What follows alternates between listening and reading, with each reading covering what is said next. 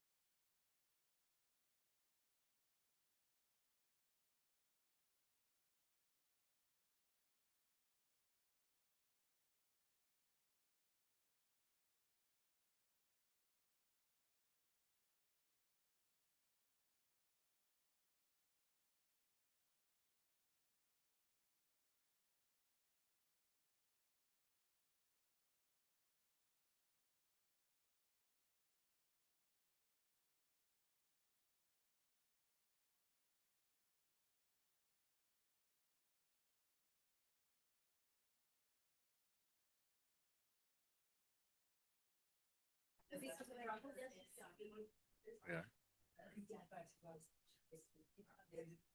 All right, everyone. I'm calling this meeting. We're returning from close at 6:20.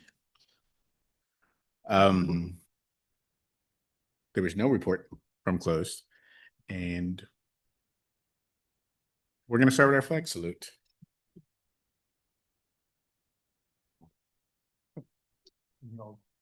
I got you. Pledge allegiance to of the United States of America, to the republic which stands one nation under God, indivisible, liberty and justice for all. Thank you. Already announced number 6. Item number 7, the approval of the agenda and consent agenda. There's been no changes or adjustments to the consent or agenda. I heard you, and I actually said it before we did the thing. For your order, do you want me to do it again? That's fine. We missed the announcements out of closed session. Were there anything to announce? I said it before we did the flag salute because I read it out of order. There is no report from closed. Thank you. Can I have a motion to approve the agenda and consent agenda? So moved. May I have a second? Thank you. All in favor, say aye. Aye. Aye. Seeing as there are no nays, the agenda and consent agenda is approved. Item number 8, speaker. President Bruno, we just need to note that Trustee Northrup was absent during that. I should have. Should I ask? Okay. Sorry, everybody. Speakers wishing to address the board. So the board appreciates and supports stakeholder input at our meetings. Engagement by members of the public in civic matters is a cornerstone of our democracy. The board has established guidelines for its meetings so that we are able to conduct the meeting effectively and efficiently. Within those guidelines, members of the public have the opportunity to address the board. To submit a question or comment, speakers are asked to complete the speaker card by the start of the opening session at 6:19. If you have not already done so, you may see Ms. Ellinger for a speaker card at this time. During the meeting, speakers will be called upon to make their comment. If you're addressing the board on an agenda item, we will call on you to provide your comment before the board discusses that item on the agenda. If you're addressing the board on a non-agenda item, we will take those comments at this time. Please be aware that the provisions of the Brown Act prohibit the board from acting on or discussing non-agenda item matters at this meeting. Public comment are limited to 3 minutes per person per topic. There'll be a timer on the screen here. As you get towards 3 minutes, I may warn you or ask you to wrap it up. I do so respectfully. Ms. Ellinger, are there any speakers wishing to address the board? Yes, President Bruno, we have one. Lisa Fahey from BRSFA. Yay. Good evening, board members, superintendent, and my Shores community and the community in general. As we continue the spirit of glows and grows, I'd like to share both the bright spots in an area where we can collectively make effort where it's most needed. Our glow.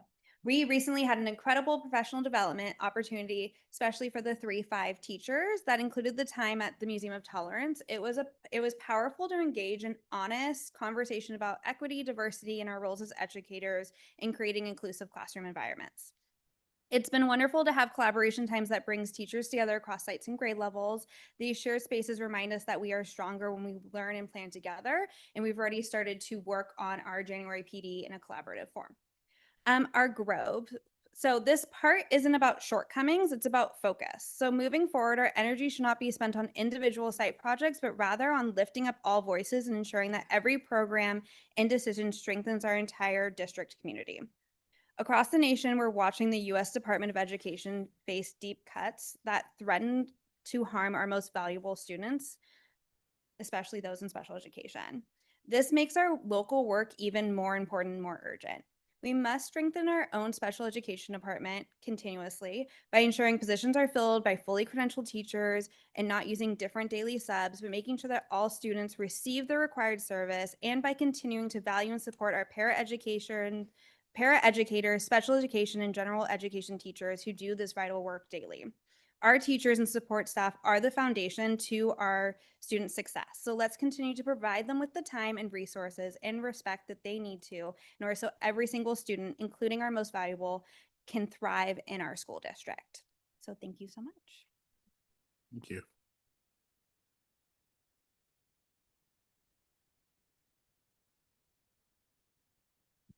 And that is it for our speakers.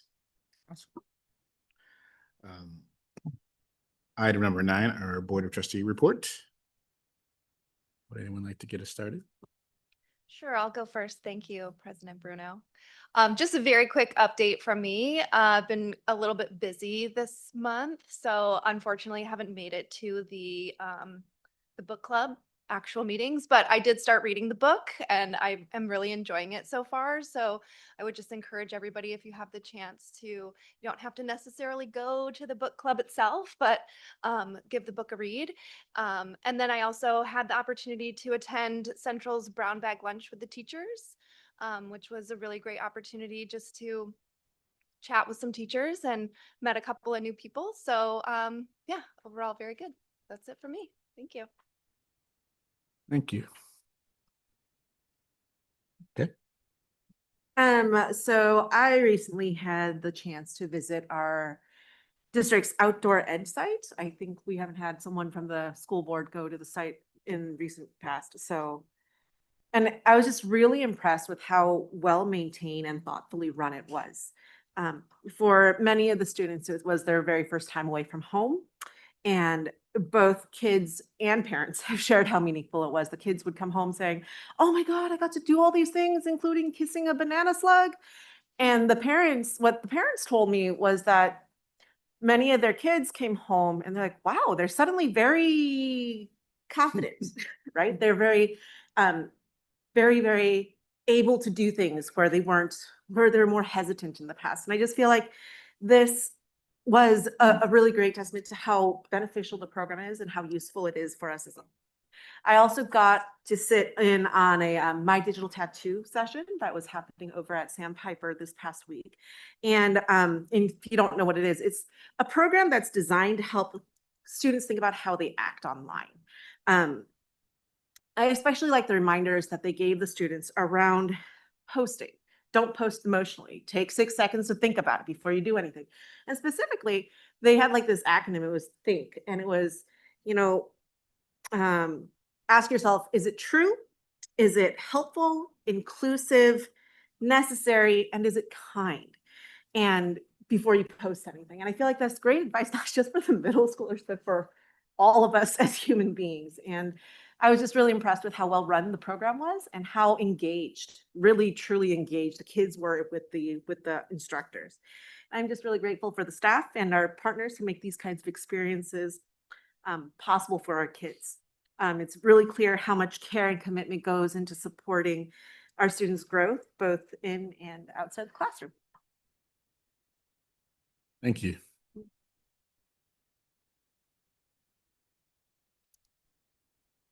I'll go.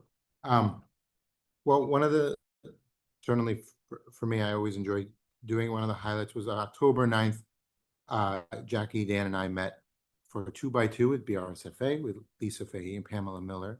And it was just kind of an informal chat just to check in and see how things were going and what was on everybody's mind. And so we talked about topics such as like the latest professional development day and how that had been well received in a variety of different manners by different groups, and also kind of topics around cultural proficiency and just kind of like the awareness and what we can do to kind of still also promote that among our school sites. And it was just a really great conversation. I always look forward to it, to just kind of take a temperature, but also just a great way to just connect with our fellow educators, right? So I really appreciate it. Thank you, Lisa and Pamela, for spending time with us. I know. I'll go this way, you go this way. And yeah, so that's kind of like what's been going on this month, and I appreciate it. Thank you. Thank you. So just a couple of things I'd like to highlight is Trustee Koss and I are the liaisons to School Force. So I was able to attend the School Force board meeting earlier this week and definitely thank the School Force board members, all the volunteers and the PTAs and all the parents and teachers and staff for supporting School Force. Their back to school campaign went well. It's a fundraising is a full year process for the following year. So there will be the Reading Power, there will be other events that happen, but the back to school campaign went well. So thank you to everybody for supporting that. And then the other thing I'd like to mention is a parent who's also a Girl Scout troop leader asked me a while ago if I could come talk to her Girl Scout troop. And so about leadership. So that was, I did that a couple of weeks ago and that was great. So they are associated with a school. But you know, it's not run by the school. It is Girl Scouts. And so that was great to be able to talk with the girls about leadership and my process for how I got elected to the board. And so, yeah, just thanks to all those girls from that Girl Scout troop and to their parents for supporting them in their journey. And hopefully one of them will be running for school board in probably like 20 years. I think they're like 10. So, or they can run in 10 years. So thank you. That's awesome. Thank you all for that. I don't have a lot. I volunteered at the Water Dog Run, which is just always good times, and I just appreciate the partnerships and free stuff. Lots of phenomenal runners in our community at all ages. It really was impressive, and some great kind of little kids on a smoothie bike is always a good Saturday morning. I also attended the 2x2 as Trustee Koss covered, which was just a great conversation for me in many ways. Try to appreciate every time it's October, so it's kind of like middle of the semester. So just in appreciation of our teachers and our administrators and the work they're doing. And yeah, I know to some degree what that might feel like right now. I'm glad they had a good PD day and hopefully enjoyed a 3-day weekend as well. And also just listening to the sounds of kids sniffling and coughing, and I hope they're keeping themselves safe. I know my kids have struggled with that. And I can only imagine the germs that are flying by you right now. And I appreciate the time you put in the trenches with our kids. I'm going to call out some kind of holidays and events that might be important to people in our community. Diwali's coming up next week. Always a good time, the Festival of Lights. I think it's an important thing for members of our community.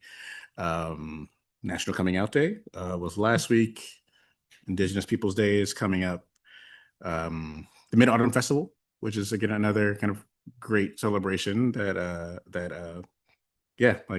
kids at our school and at home have enjoyed. And I'm gonna add a random one that I saw that I think you would appreciate. These are for the adults. The two things. There was one. It was Banned Books Week, and so if that's something, Banned Books Week. So if you just support the idea of books, you should dabble in those and just see what's out there or not out there. It's a good time. And October 30th is Text Your Ex Day. Do what you want with that. Do what you want with that. The day before Halloween, just tear it up. Yeah. And that's my bet. Exactly. Item number 10, Superintendent Report. Good evening, board. Just a couple of honestly thank yous tonight. I just want to piggyback on what April shared. A big thank you to School Force. School Force is a group of volunteers. It's our parents that come together to support our schools in ways that most schools don't receive the support. It's through their support that we have counselors, specialists, you name it, it's here. It's probably what draws all of us educators to BRSSD. And big thank you to School Force for their School Force and our community for donating. They raised close to $2 million, We have a $3 million goal each year. So definitely more opportunity, but we're making our projections where we thought we were. And that's really a small group of folks that come together to support us. So a big thank you to all the school force and our parents who are donating to support. I've seen Lisa all day long. I just want to say thank you to Lisa and the extended BRSFA team. The board knows, but not everybody knows. Every year, every couple of years, we come together to renegotiate our teachers' contract. We've been doing a lot of collaborative work behind the scenes that makes for really long days, right, Lisa? And today was one of those days. I just want to say, as superintendent, I was really proud of the work that was happening. The people at the table have everybody's best interest in mind. They're working hard collaboratively. I should point out CBO Matsumoto as well. He was there for a long day. And our teachers are making sub-plans because there are other classrooms for the full day. So just thank you to BRSFA for that collaboration. It's appreciated. The next thank you goes to Assistant Superintendent Hu. She's been working really hard on our grade level retreats. So far, we've had grades 2, 1, the order that they happened. I can order numbers 2, 1, 5, and 3.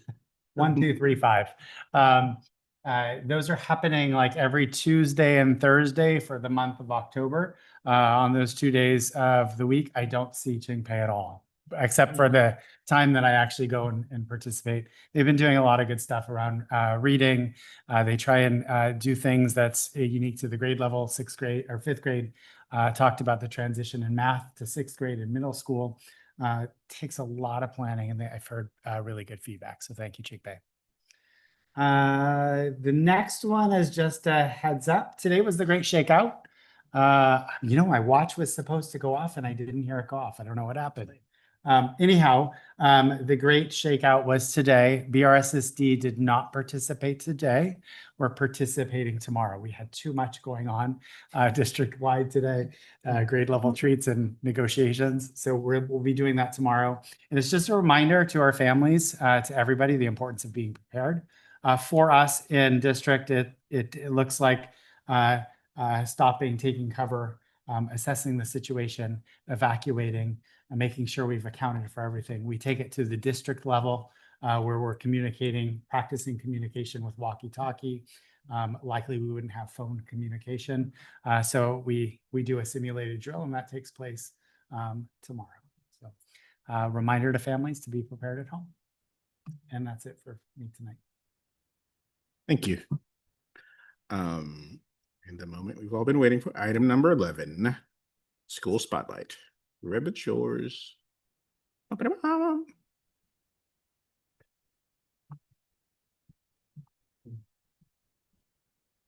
Thank you. Is this my clicker? Oh, it works. Okay. Hello, everyone. My name is Kiara Herrera. I'm the school in my 2nd year. Thank you to our family for showing up today. And I know there's plenty of our staff who are watching at home in the live stream, including my own family. My son is excited to see Mama on TV today. So hi, Paolo. Okay, so I last spoke in front of you in May, and not a lot of school year has really happened since then. I spoke to you through the end of the year. I'm now speaking to you at the beginning of the year. I understand why you probably asked me to go first, because I have a timeline of when I will be out. As Jackie mentioned, yes, I do look different. Thank you for noticing. Thank you. Thank you. Here's what I should have said. Congratulations. I heard you look different. However, even though a lot of school year has not passed since then, I do feel the trajectory of where I feel we were at from last time I was here till now feels like it spans way more than the instructional days that we have had. Last year, the word I started off by sharing with you was proud. I felt a lot of pride being the principal of this school. I felt proud of the work our staff was doing. I still feel all of those things, and I feel like I've continued to do reflection and refining in the summer. And now what I feel is confidence. I feel confidence in the heart of our community. I feel confidence that our staff have the desire and more than that, the obligation to do what's best for our kids. To see every kid and say, I see you, I believe in you, and I have the highest expectations of you. Now, when I first spoke, or I last spoke to you again in May, again, I felt those things as well, but now I have the utmost confidence that even when I do eventually leave and come back from my leave, I'm confident that these things that I'm going to share with you today are going to continue to run because of the staff that we have and the heart and the desire.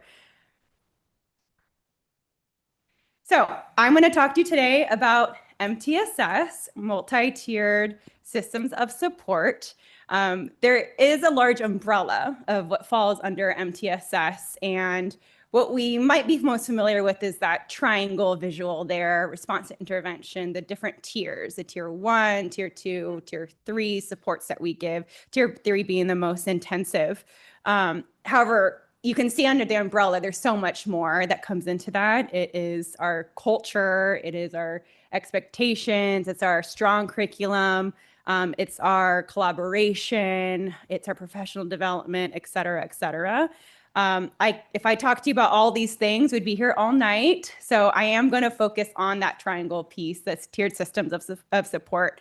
And I am excited to share with what we've been doing here at Shores. I don't know if it's anything revolutionary in terms of something new and innovative what schools do, but what I do know that the heart and desire in our school is something that is unmatched. So I want to go over a little bit of background information of our school. As I talk about MTSS and tier systems of support, I'm really speaking on all of our staff members.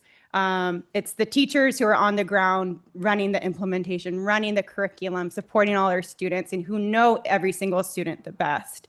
And we have the hardest working staff. It's our specialists who are giving the intensive support as needed, but also consulting for students who haven't quite met that threshold yet. It's also our paraprofessionals who are collecting data for us, and it's our front office greeting you. It's our custodian who keeps our campus exceptionally clean. But here's just a little bit of background information. So we are preschool through 5th grade. That's including TK as well. We're the only school in this district to have a special day class or SDC preschool. Again, very proud of that fact. And it's so fun to see the little 3-year-olds come on our campus. If you're ever having a stressful day, I do encourage you to come to our preschool classes and just like sit with them. You will leave very joyful and happy. 19% of our students have an IEP, Individualized Education Plan, or 504 plan. To put it into context, the national average is closer to 15%. California average is closer to 10 to 12%, with the goal of being closer to 10%. So that is significant, given that we have special day classes. We have 5 of them, 3 in the elementary school, TK through 5, and 2 through preschool as well. And that to me is an asset. That to me is something that, again, I'm proud to say that we serve all types of learners, all learners, and they're welcome here and they deserve the best. I do want to take a moment to highlight when I talk about multi-tiered systems of supports, our teachers are implementing the tier 1, the tier 2 interventions. And it's also our specialists who are there to make this possible, to service all types of learners. It's our specialists who are at their maximum caseload. So I want to share some approximate numbers. So our reading specialists will service, Ms. Simmons is here today, around 40 students, and that changes because it's based on our data. It's based on our reading intervention data. It's based on our students and their English language acquisition, supporting our students who need the most. Our counselor caseload at the tier 2 or 3 level, individual check-ins or group check-ins, was about 52 at the end of last year. Again, that changes for each season as well. And that does not include the tier 1 support at all. Our elementary speech and language support, or SLP, over caseload at 53 students, and our learning centers at 14, 35 students for our occupational therapists. I share this because it is significant numbers that we're pointing here, but also because we are so lucky to have this team of specialists that are servicing our schools. We are so lucky that we have these folks that are here to consult with our general education teachers every day, from like, we're getting water together and I have a quick question to let's sit down for a formal consultation. Some more individualized support, our school psychologists and the elementary level. We expect about 20 triennial and initial assessments. Again, that number is rather significant. We can anticipate the initial assessments based on the multi-tiered systems support process I'm going to share with you today for the students that we've had multiple touch points all of last year, and we can anticipate this may be a next step. Those, of course, take intensive hours. The support from myself as principal looks like preparation for these meetings, for our first tier 2 meeting and our student success team meeting to an IEP. I facilitate some IEPs, might help in taking notes instead. It's a managing of the whole process. I really see myself as a facilitator and gathering people together. And just to give you an idea of how much time this looks like, I did a quick calendar audit of 3 weeks from this school year and 3 weeks from the end of last school year. About 30% of the school day was taken by SST meetings, IEP meetings, or 504 meetings, which is, again, a rather significant number. And that's only including the meeting itself, not the preparation, et cetera. Again, this is, wouldn't have it any other way. This is my job. I'm here to support everyone, but just wanted to give a little bit of highlight of how much effort is going into what I'm about to share with you today. So just a quick timeline of what we're looking at here. And this is really based on what's provided to us from Educational Services Department in terms of how we're supporting our students. So when we say SST, you hear different words from it. Student Success Team meeting is the one that I often like to use, but I will continue to say SST for short. So we have what's called preliminary SSTs. This is a document that was provided to us from Educational Services. I just made it look a little bit prettier and a different way to organize it. But this is how our teachers are collecting data and identifying a concern before we even get to meeting with all of our families. We have scheduled what we call MTSS student talk days. We just recently had 2 of them for the lower grades and then upper grades. And this is with myself and the whole grade level team. So even if let's say I'm a 2nd grade teacher and another 2nd grade teacher is presenting a student, it's not my student. The idea is they're all of our students and we all have expertise to share and to consult as a team. So now, because we had that day, we're coming across what I call an SST season or time frame. Where now end of October, early November is when we're going to see a lot of these student success team meetings to discuss, here are all the things that we have tried already. Let's meet with our families. And again, our families are hearing this, the concerns or ideas all the way back from the early days of August or October till now October.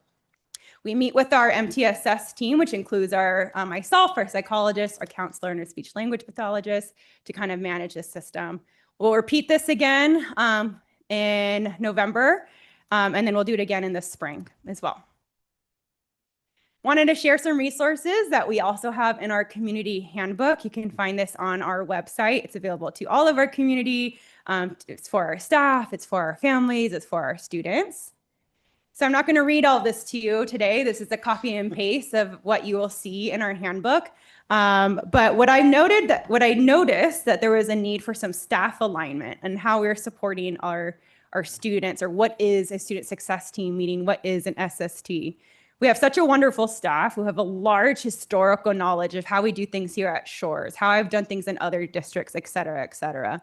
Our goal has always been the same, to support our students, but the system looks differently from site to site. It looks differently from district to district. So this was helpful for us to get on the same page of what constitutes calling an SST meeting, what constitutes us thinking about more supports for our students.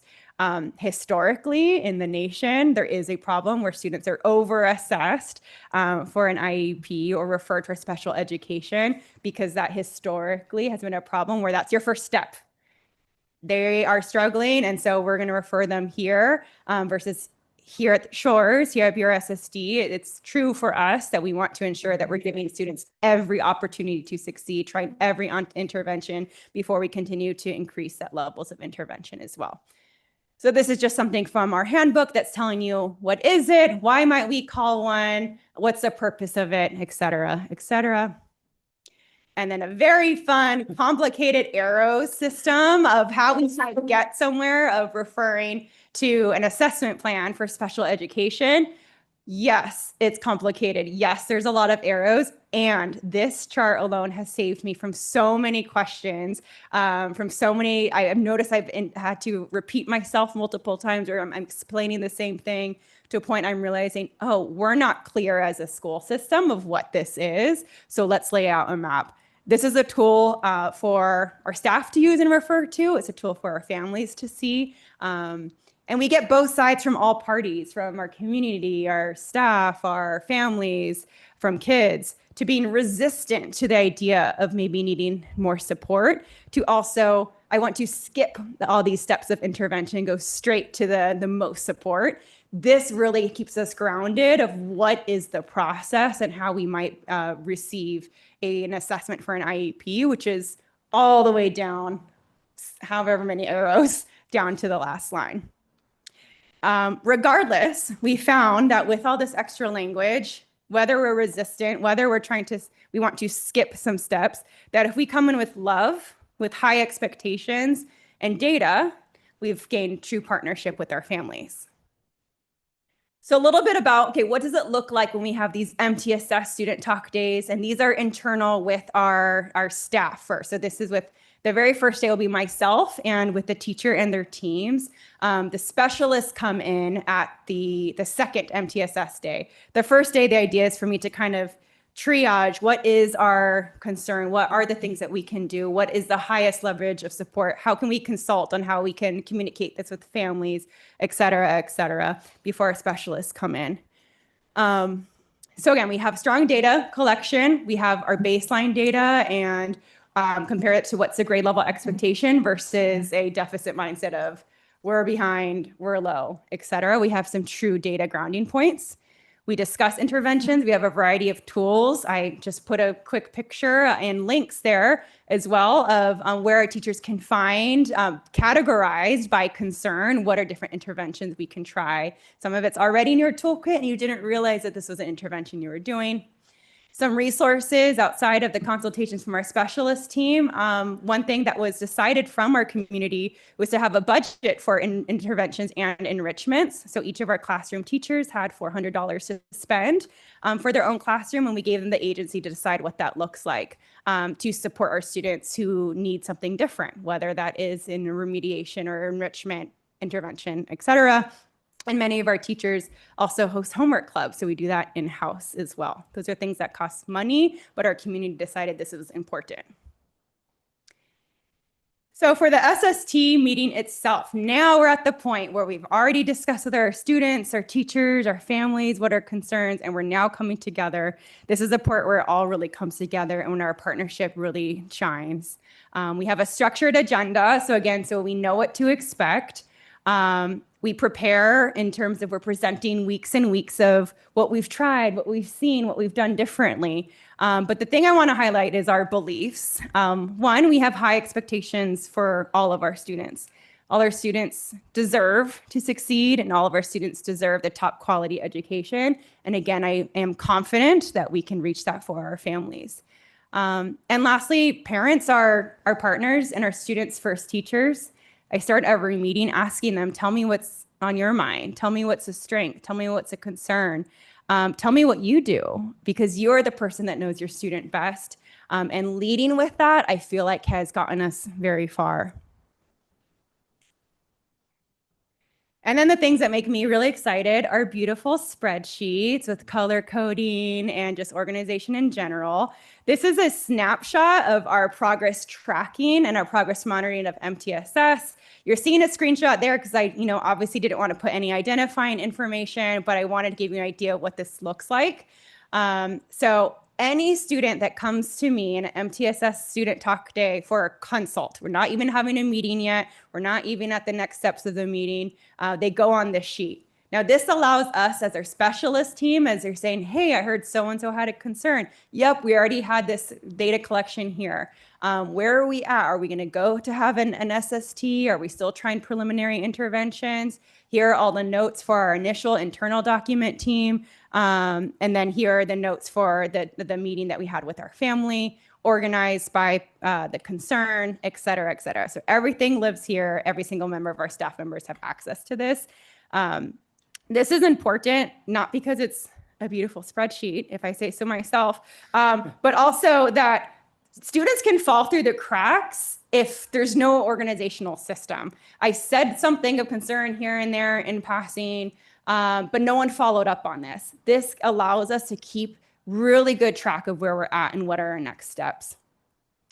And then something else I thought was of another game changer. We have what's called an interactive student data list for our teachers. They got this on day one back, coming back from the summer, where again, took out any identifying information, but our teachers got their rosters with links to, here is their IEP at a glance. If they have an IEP, here's their language acquisition. Are they English only? Were they reclassified? Are they English language learner?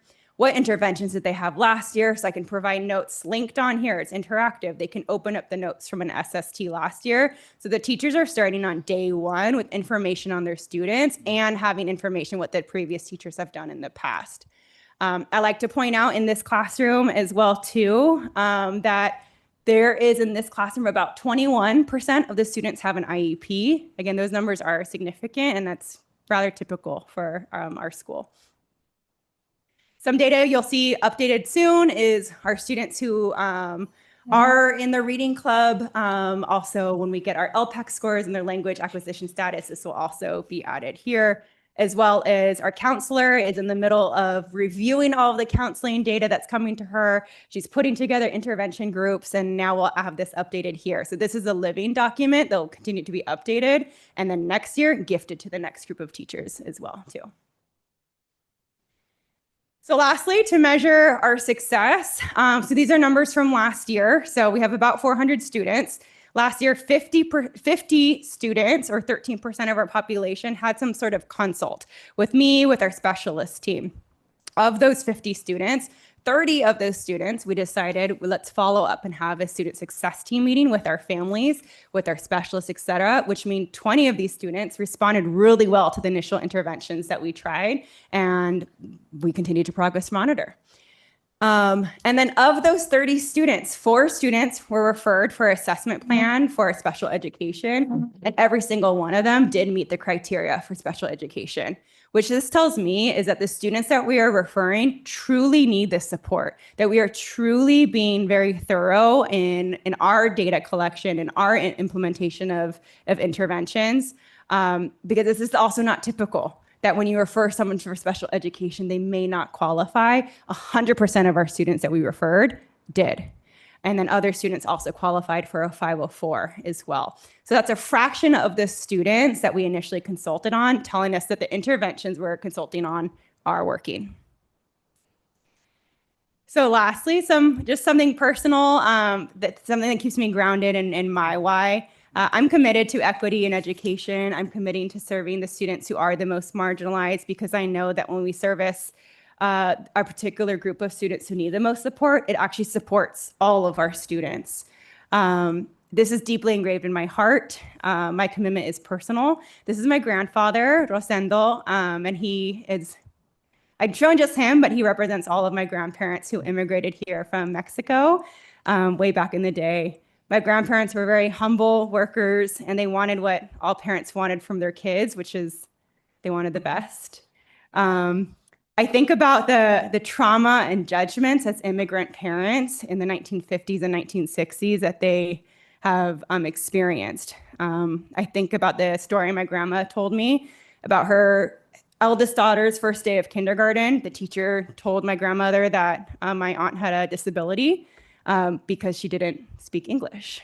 I think about my father and how he went to 13 different schools between up until 8th grade, because my family comes from migrant farm workers' roots. And I think about what the teachers were thinking when they got yet another new student in March, and wondering where his parents were, not knowing that they were in the fields working all day, and my dad joined them after to work as well.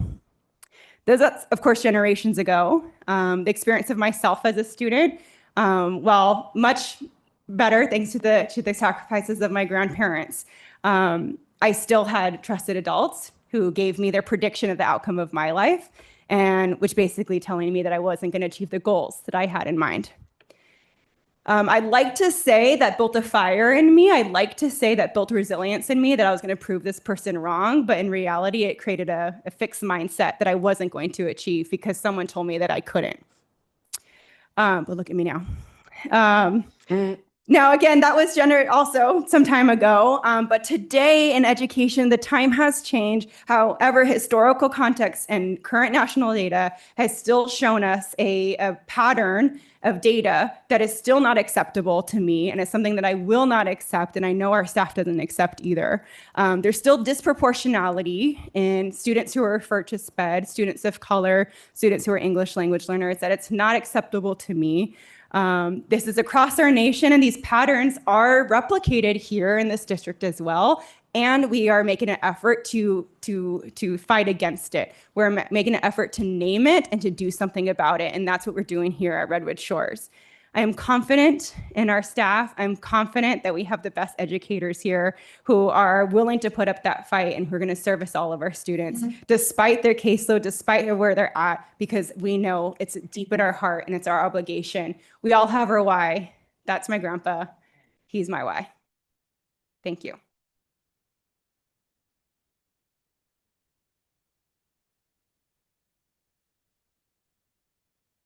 Thank you. Floor is open for questions, comments. Go for it. First off, thank you so much for all the work you do and the passion that you clearly bring to your school and to the programs that you have. I just wanted to comment on your beautiful spreadsheet and the documentation of data. Like, I'm a data person, and taking the time to go and meticulously document each person, that is a monumental, constant effort. And I can't imagine that you do it by yourself. So how long did it take you to train your team to go and always, like, I mean, people go, I'll document that later, and then they won't, right? Like, that's a very, very normal thing for people to do. So how long did it take your team to go about and start doing that, kind of like at the first go round, right? Like, somebody came in, I better go and document that. And what challenges did you encounter while trying to implement this? Because it's, I mean, being able to successfully make that happen is big. I don't know if you know my love language, but thank you for complimenting me in the best way possible of naming my spreadsheet. We can just go ahead and go back to that. It's going to be a great question. And I'll answer the one of the questions on time. Yes, this is time consuming. I would say the thing that took the most amount of time with this interactive student data list. And I was going like cross-eyed looking at rosters over and over again. This was primarily done by myself, but with the help of data merging and Excel tools. So this is about 5 different data sources all merged into one. And I knew it was taking so much time. I knew it was taking time because I'm also downloading students' IEPs at a glance, uploading it to a folder, linking it here. However, the first time a teacher saw it and opened it and told me how useful this was, it didn't matter that this took weeks and weeks of my summer, because if it meant that is what's best for students, then that's what we're going to do. In terms of the progress tracking, quite frankly, I do own most of this data tracking myself in terms of what you're seeing in front of you, what our teachers, what our staff, they're doing. They're filling out all of the sheets that are implemented in here. They're filling out the SST documents. They're filling out the data. I'm not filling out the student data. They are. I am simply just kind of putting it all together. So once you have this system, it takes time to build, but then you can just go from it. We meet with our MTSS team monthly, and we just look straight at this list.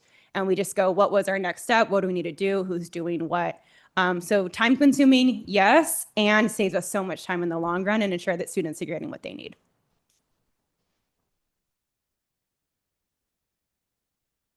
Anyone else? Yes, thank you for not only the time it took to put the presentation together, but for all of the work that you've been doing. I know this is only your second year, so seeing all of this is very impressive, and just want to say thank you, especially as someone who had a child at Shores. And I see Miss Marie, and so my yes, my son was in Miss Marie's speech class, so very personal for me, this topic, and seeing all this work that you guys are doing is I don't know, it's very motivating for me, and it just is, it makes me very happy. So thank you for that. My question is just around with this amount of work and all of the things that you guys are doing, do you feel like your staff has what they need to be able to do all of these things? Do you have the resources and the time and the people to be able to do this and implement it the way that it needs to be? They're all looking at me like. I will say this first. Our staff will do what it takes. I will say that our staff is truly dedicated to considering what does a student need and what's best for our students before we're looking at what else do I need when I'm the person. And I'm saying that as if we're a teacher, if I were a specialist, right? And yes, I think we can be much more, let's say, efficient if we had extra hands, right? But again, it's hard to really imagine what that looks like when we have a really dedicated staff as well. But again, I started off by sharing caseload numbers. So I wanted to acknowledge that we're over capacity, and our case managers are at their capacity of the students that they service and the highest level of support, which does impact what does consult look like in the tier 1 and the tier 2. Some things I didn't name are some of the things our specialists are doing. For example, our occupational therapist is also reaching into our general education classes and in our TK classes, doing some motor skills support for our 4-year-olds. I didn't name how our counselor offers evening sessions for parent workshops and how to navigate big feelings. Those are the things that are extra things our staff are doing. I am mindful of our ask of them because I need our staff to stay forever and don't leave me. And I promise I won't leave you either. But I don't want to cause any burnout as well. So I think all to say, like, this is a lot to manage on my own. I think, again, people will always be something that is supportive, whether that is other specialists, administrators, specialist teachers, et cetera, et cetera. I'm never going to say no to any of that support. Thank you. And I did have one other question. Have you shared this with other sites, other school sites? To some capacity. So in the new teacher orientation, I did meet with them about how to prepare for the SST process. I met with them to kind of discuss like an overview. Yes, I've shared it with principals, again, to some capacity of here's what we do. But again, this is like the summer, which feels like ages ago. So like, yes, but to like a smaller capacity. Great. Thank you so much. And if I can add to that. Please. Redwood Shores, I will just say, is kind of setting the gold standard for MTSS and how we envision it looking at all of our schools with time. MTSS is a really hard thing to grapple with. All of the school districts around here are trying, and I think this is really establishing a process that is gold standard level. I'll be transparent. Jackie passed me a little bit of a note and said, when he saw your spreadsheet and conversation when we hired her, she talked about her spreadsheet, and her and Rui were like this. But Jackie said, don't we have student information systems? Yes, we do. And those student information systems kind of capture this stuff, but they don't give teachers and administrators that data in a way that's really usable. It doesn't come into a single spreadsheet where a teacher can look at all the different pieces in one place, click on an IEP, have a yes, you can find the IEP. Yes, you can find language status, but you have to know where to go in the long list of menus, because all of that data that we use in our student information system has to talk to the state at some level, right? So the outside messaging is like, we need folks that are helping us with this in the outside world of schools. But no, Redwood Shores is setting the gold standard in MTSS, and it's something that we strive to get at all of our schools. So thank you. Thank you.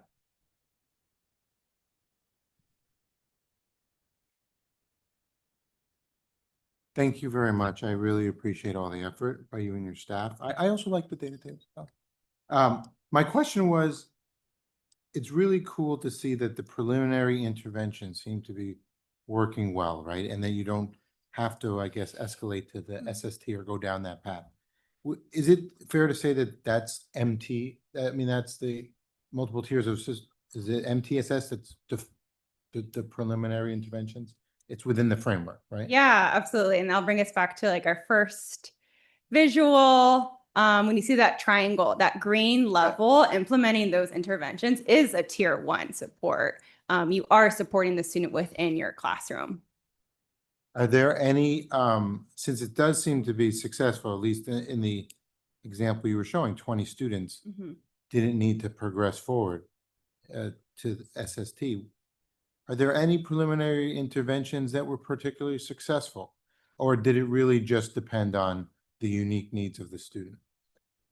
I would say we found success in every level. I do find it successful if the student did need a student success team meeting, then we met for meeting number 1, meeting number 2, meeting number 3. Because to me, that's telling me that we're giving them exactly what they need.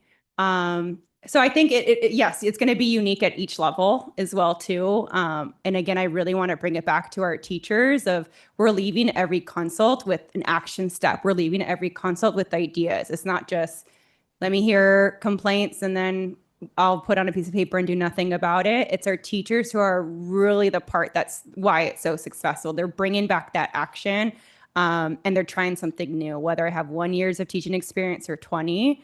That to me is a big piece of the success as well of the mindset of our staff that that our students can succeed and will succeed with our support.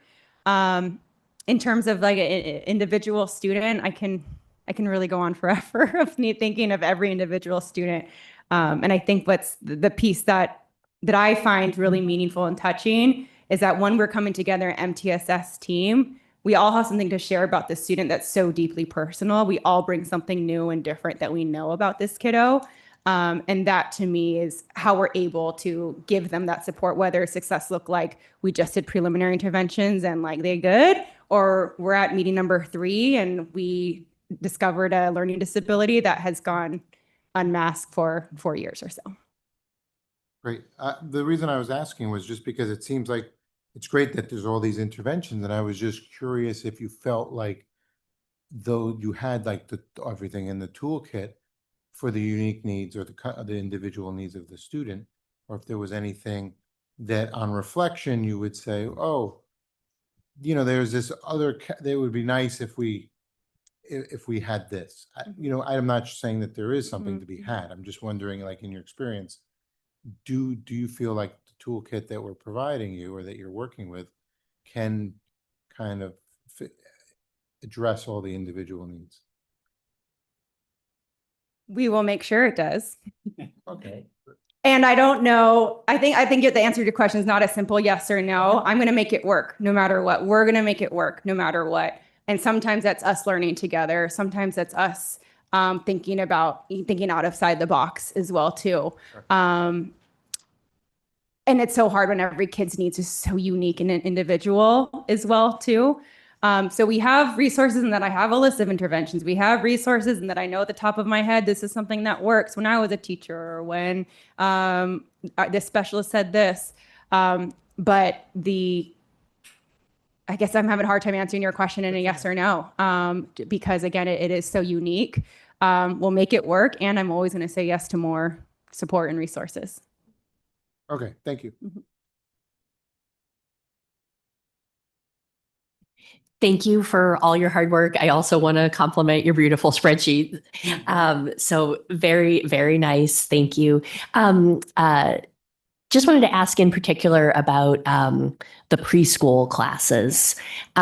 So thank you for, serving those kids, and your staff for serving them. How many kids are approximately in the preschool program? And just ballpark, what percentage do you think stay at Redwood Shores for the rest of their elementary school? And which percentage go to a different district school for TK and later on? And thank you for bringing our preschool team in. I chose to focus on the elementary school numbers because we have a little bit of a strange preschool year last year with the mid-year retirement, teacher leaving. We didn't get another full-time teacher till about March or so. So the numbers I would have shared based on last year would have been skewed. Currently, we have about 6 students, but we anticipate that going up to 24 or so. No, more than that. It can go more than that. It can go double than that, 48. And the way that preschool students are assessed is based on their age. So once they turn 3 is when we're able to assess them. So our calendar all year includes assessments for our students who are 3 years old. So once we are operating in normal circumstances with a normal year, which we are now, we now have 2 full-time teachers who are wonderful and amazing and who are new. Our preschool team is incredible with the work that they do. In terms of who stays, it really depends because we're the only preschool in the district. We're often not students' homeschools. So they may choose to go to outside of BRSSD for a school that is closer if they're driving all the way from, Belmont side and we're all the way to the shore side. We do have students who do stay within our SDC classes, and so they'd come to us. And then we also have students who exit out of SDC because of the early interventions worked. We actually have some of our students now who are in TK who were in the SDC preschool program who exited out of special education and are now in our general education class because the early intervention worked. So hard for me to qualify right now at a percentage because of our weird year last year. But I do know we continue to assess once a week. We have another 3-year-old that we've done a full psychoeducational assessment on. Yep. I have a few questions, comments. You're an inspiration.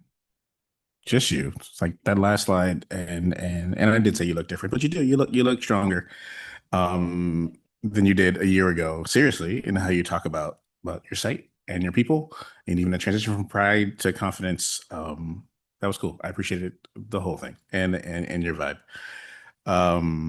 Yeah, and then literally just you. Congratulations on being where you are and being Rosindo's dream. High five. Also, it makes me regret that in my whole board report, I didn't say that all of last month was Latina Heritage Month. And for anybody that's important to, rock on. So I am just happy that you're in your position with your name. That makes you feel good. I asked about the information system because as I heard you talk about how beautiful your spreadsheet is and how much work you do, not necessarily is it sustainable, but is it repeatable or is it getting easier? Is it repeatable? Yes.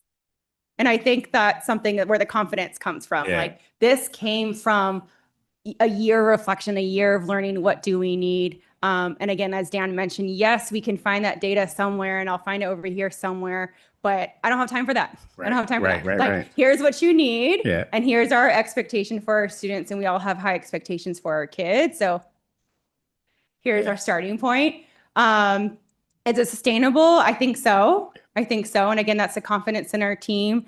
I know, again, I'm a ticking talk over here, and my goal is to get a lot of these meetings in the books and have potential next steps laid out for our sub-principals when I'm out on leave. And I do have the confidence that it's going to continue. Yeah. But yeah, that was my only question. Good job. Thank you. And high five. I just want to thank you. I can't say it any more eloquently than Jackie did, but I sincerely appreciate you bringing your why. Our whys are what drive us, and to hear you articulate that and honor your grandfather is a really wonderful thing. So thank you.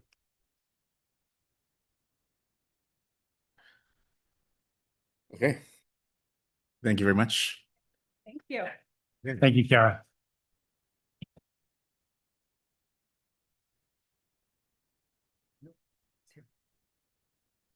All right, item number 12, our demographic study. Great. This evening, we're joined by Tom Williams, our district demographer, who is going to share his study as well as the future enrollment trends here in BRSSD. Welcome, Tom. As I shared with, I think, board individually, I've actually worked with Tom a number of different places, but Tom has been doing the BRSSD demographic study for a number of years here. I think you'll probably mention that. You've done at least one with me, and I think a couple with my predecessors. Tom's work extends much further than just BRSSD. He serves a number of local districts across the Bay Area, and is really well known for his demographic work. And just welcome tonight, Tom. So sorry. I wanted to offer my mic, and if you'd like a chair, I'm good to instead stand. of having to I'm use good the to stand, podium. but thank you Oh, so much. Thank you. It is, I do work for a lot of districts, as you mentioned. I work for San Carlos, I work for Cabrillo, I work for Menlo Park, I work for Las Alamitas. Whole bunch in Santa Clara County. And I apologize, I have a cough. I had a cold 3 weeks ago that I got over 2 weeks ago, Yeah. and I got a stupid cough. It's out there. It's out there. But with the exception of San Carlos, and they're a little bit of an outlier, just about everybody's in decline. At first, we thought it was strictly pandemic related, but as the pandemic's gotten behind us, everybody's still going down. Everybody's kindergartens are still going down. Everybody's birth date is still going down. Again, San Carlos is a bit of an outlier. So what I'm going to present here is not unique to you folks at all. It's what I'm finding in most districts in this county and Santa Clara County and greater Silicon Valley. So on that cheerful note, next slide. Okay. I don't know if I need to read this all, but I'll just quickly comment that you did go down during the pandemic by over 350 kids, and you bounced back by about 50 kids in 2023, and you've gone down by another 100 plus kids since then. Jeez. However, TK expanded in the last 4 years. If TK hadn't expanded in the last 4 years, you would have gone down by closer to 250 kids. So that's kind of hid what was going on. The bigger issue is what's going on in kindergarten. Your kindergarten, as you'll see in a table in a minute, was in the mid 400s to low 500s for a long time before 2020. It then fell into the upper 300s during the pandemic, but since the pandemic ended, for the last 3 years, you've only been in the mid 300s. If you think about that for a minute, that's more than a 20% decline, closer to 25% decline. Again, I'm seeing this in a lot of districts. I'm seeing worse numbers in some districts. So it's not unique to you folks at all. And unfortunately, the birth date isn't getting any better. So with TK expansion now complete and a continuation of larger 8th grade classes than expected incoming kindergarten classes, it's a pretty safe bet that you're going to have an ongoing decline. The only issue is by how much. There are some places like Redwood Shores where the birthday seems to be stabilizing a little bit, but not in Belmont. So in the last bullet there, bullet 3, the specific projected enrollment reductions are by 101 students next fall, 143 students in 3 years, and 405 students in 5 years, with nearly all the declines in the next 2 years occurring in just the elementary grades.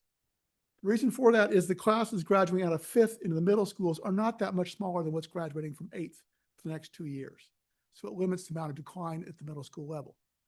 But those same larger classes graduating out of 5th, while there's smaller incoming kindergarten classes, obviously impacts the elementary level. Next slide, please.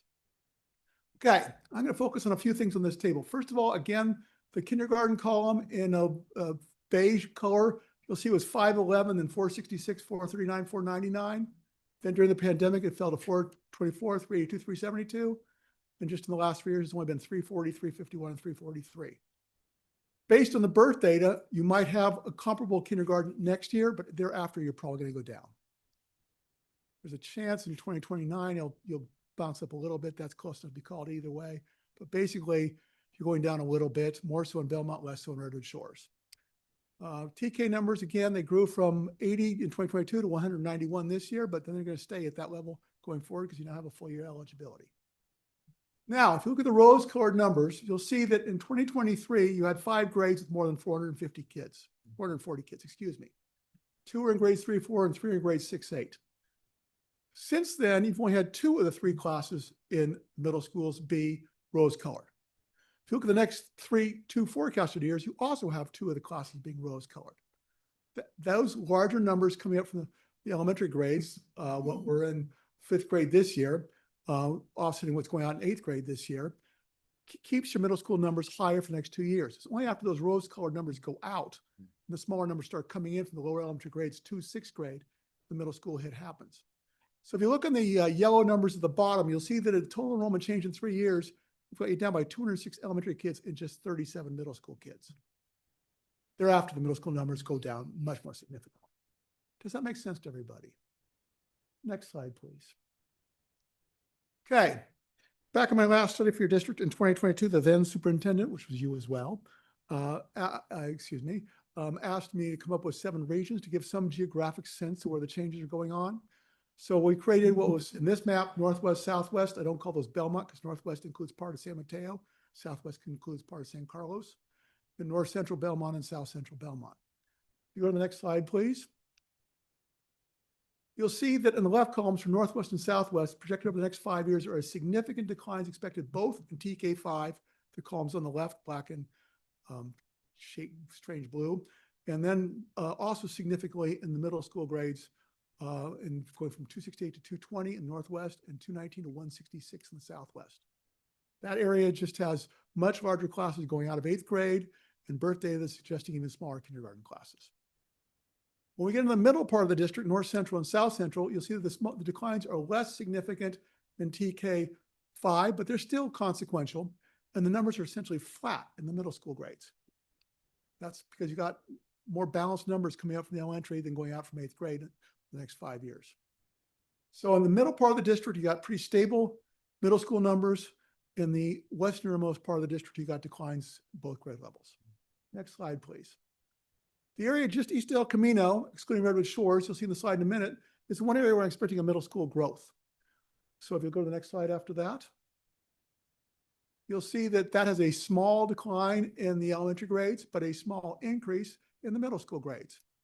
North Redwood Shores and South Redwood Shores, because of relatively better birth data for future kindergartners, really don't have much change going on in TK5, but they have actually a bigger change going on 6-8 because of a big class graduating out of 8th grade. Again, just shows you the diversity of what's going on. Basically, the middle part of the district is a little bit more stable at the middle school level, but otherwise, that decline's going on in most situations. Next slide, please. Okay, I'm not going to spend a lot of time on this table, but the way I do my analyses is my first study for a district, which in this case was for the Sequoia Union High School District back in 2006, and the refined way I did a study for you folks in 2009. I will divide the district up into a bunch of planning areas, which, wherever feasible, represent a homogeneous housing type. Now, you've got some neighborhoods, especially in what I call the North Central area, that have a full mix of, 1,000 square foot homes with carports and 3,500 square foot homes with 3-car garages. So I have to blend those together, and that's what that hillside mixed value category covers. But there still are some parts of the district I can do real definition on in terms of what's going on in detached housing by relative income level or mixed income level, and what's going on in attached housing, which covers apartments, condos, townhouses, and plexes. If you look at the K2 columns on the right in yellow, you'll see that the moderate value category went down 35% in the last 3 years. That's 43 kids. The SFD hillside mixed value went down 6%, but it's still going down. It's going down, measurably. And if you look at the bottom row in 2025 for hillside mixed value, you see 219 in K2 and 319 in 6-8. Obviously, those are aging families there. And then at the bottom, the SFD relatively mixed middle to highest value, which covers essentially a third of the district's kids, that also lost 13% and 46 kids in K2. So there's variations in the amount of decline going on in K2, but they're going on throughout this part of the district. I mean, throughout these types of housing, the detached housing. Next slide, please. Also, in the most affordable attached housing, which I threw the one mobile home park into, that's also down 18% and 44 students in K2. The only exceptions are in moderate value attached housing and the more expensive attached housing.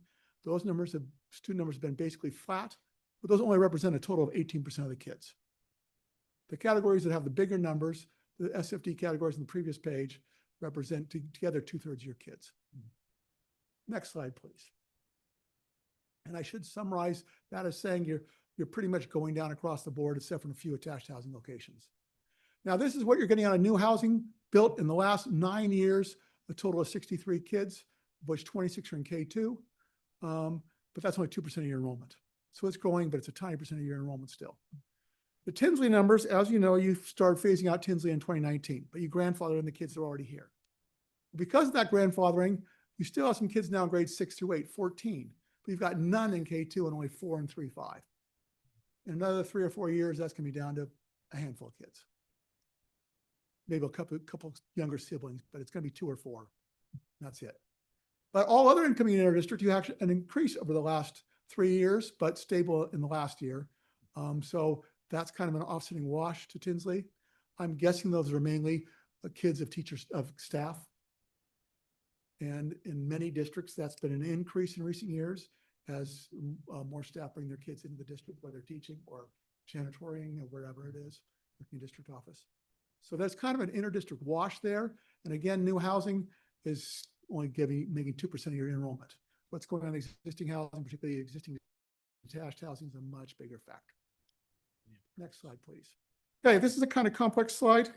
What I do is I compare the births in the local zip codes to what showed up in kindergartners residing in those same zip codes 5 years later. And I prorate the births so they better correlate to the eligibility from September 2 to September 1 of kindergartners each year. And if you look at the orange column, this is for the Belmont zip code. You'll notice that the numbers were around 300 from 2011 through 2017, and even in 2018. Then if you bop down to this year, they're at 265. So that correlates to why you had fewer kids than you did 3 or 4 years ago. But if you go down to the orange in the bottom, you'll see that there's even fewer births likely to be expected, nominal drop-off next year, and more significant drop-off the next 2 years, from what is already an incredibly lower level of births correlated this year. You're not getting anywhere back to where you were even a year ago, let alone 4 or 5 years ago. It's staying low and probably going a little bit lower. The other thing is the rightmost column shows how many of those births showed up as your kindergartners 5 years later. And from 2016 to 2019, you were pretty dang close to 100%. And that's amazing because there's always some kids that go to private schools. So you had to be getting a net gain of move-ins between birth and kindergarten of kids that ended up going to public schools over that 5-year period. And that's a very strong finding. That shows people want to be in this district, as we'd expect. Then during the pandemic years, it dropped around 80%. In the last 3 years, it dropped all the way down to 70% and 36%. You've now bounced back up to 85% this year, but that's 85% from a much smaller birth year 5 years earlier. Turnover in the intervening 5 years could create more of a difference when you got such a low birth number. Does that make sense to everybody? Okay. But we're still averaging around 77%. Even if you take this year's ratio of 85%, you're talking about a lower correlative ratio than 6 years ago with a smaller birth number. That's a 1-2 punch. Does that make sense to everybody? You were averaging a correlative ratio before the pandemic of close to 100%. You're now averaging a correlative ratio this year of 85%. And that's the best of the last 5 years. So if I have smaller births with a smaller correlative ratio, it gets fewer kindergartners. So if you look in the more optimistic blue in the lower right corner, I'm projecting only around 203 to 219 kindergartners in the Belmont zip code in the next 4 years, which are all less than this year's 224 and all significantly less than the 250 plus before 2022. So Belmont, part of the district in particular, is taking a pretty significant hit. Next slide, please. Now in Redwood Shores, they've also had a significant drop off in births. If you look in the orange column, you'll see that they're around 150 to 170-ish up till 2020. Then during the pandemic, they're on the 140s. This year, they dropped all the way to 120. And you also only have 93 in kindergarten versus way over 100 prior to 2021. So there's a much smaller number in kindergarten in Redwood Shores now than there was only a few years ago. However, the births for the next 2 years, if you look at the orange column down below, are actually a little bit better than this year. So you could actually have a more stable and possibly even slightly higher kindergarten the next 2 years in Redwood Shores than you have this year. Still not going to get up anywhere near where you were before the pandemic, but you could have higher numbers in Redwood Shores in the next 2 years in particular, and only a modest lower stable numbers in the following 2 years. That's why the elementary projection for Redwood Shores doesn't go down as much as it does in the northwest and southwest parts of Belmont. Does that make sense? Okay. Again, the ratio was over 80% prior to the pandemic, but this year it's 78%. So at least using this year's correlative ratio, again, you're not coming down that much in the correlative ratio. You're not coming down that much further in bursts compared to what happened for this year. That's why Redwood Shores has a little bit more stable forecast elementary total for the next few years. Next slide, please. Okay, this is what's coming from new housing. Mainly market rate condos and apartments, which are almost exclusively apartments. Now there's actually some condos by the 7-Eleven. Tend to have similar student generation rates in a large enough sample. And this sample's got 533 units. That's a good sample within the district. And most of those were just built in the last couple of years. That's what the footnote at the bottom deals with. Whenever new housing is freshly occupied, it always has fewer students that are there by the 4th or 5th year. I don't fully have an explanation for why that happens, but it always does. So right now, you're only averaging 1 student about every 12 apartment and condo units. But if you even look at the distribution of the kids, there's 18 in K2 and only 7 in 6-8. So those are young families, very likely to have that student generation rate probably double. But you're still only going to have 1 kid in every 6 units. Compared to most districts, that's actually a surprisingly high rate. I have some districts like Santa Clara where there's less than 1 student in every 50 units. The reason why is the type of units being built. They're now building apartments in particular that are studios, 1-bedrooms and small 2-bedrooms. They're not designed for families. They have weight rooms and lap pools, but they don't have any greenery places for the kids to play. And they're often on major boulevards like El Camino Real. They're just not that prone for a place for families who want to live. Below market rate housing, by contrast, has multiple bedrooms.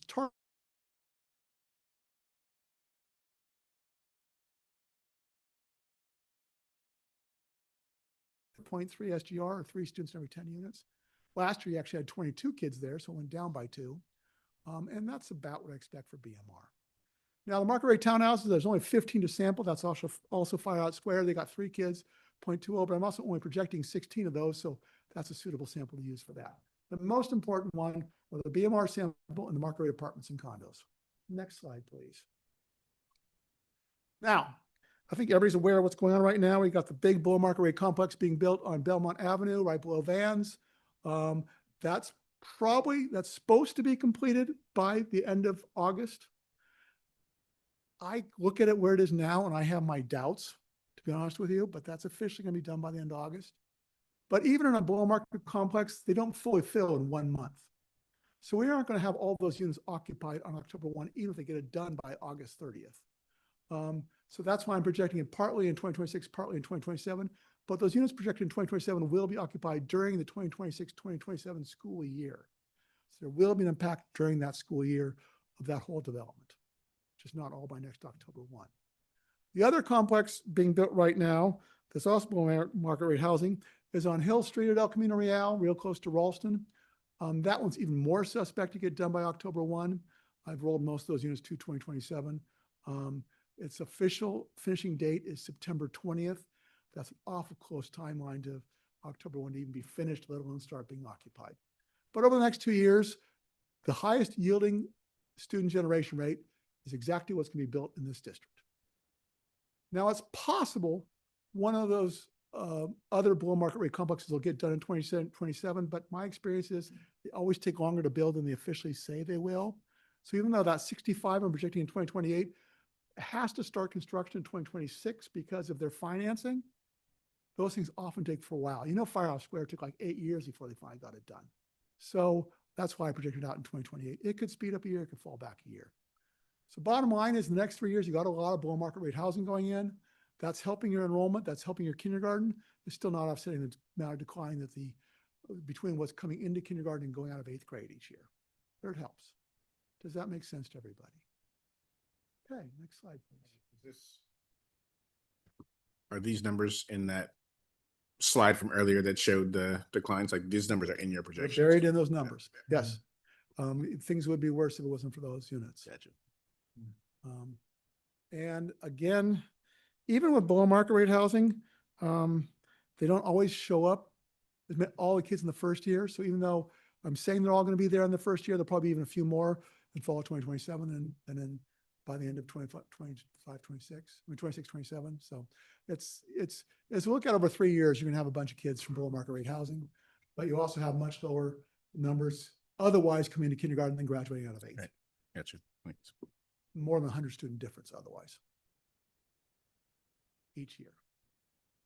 Okay. I have included table 2 after this. I think it's too dense to go over here, but if you guys have any questions on table 2, I can go into it. Otherwise, do you have any questions?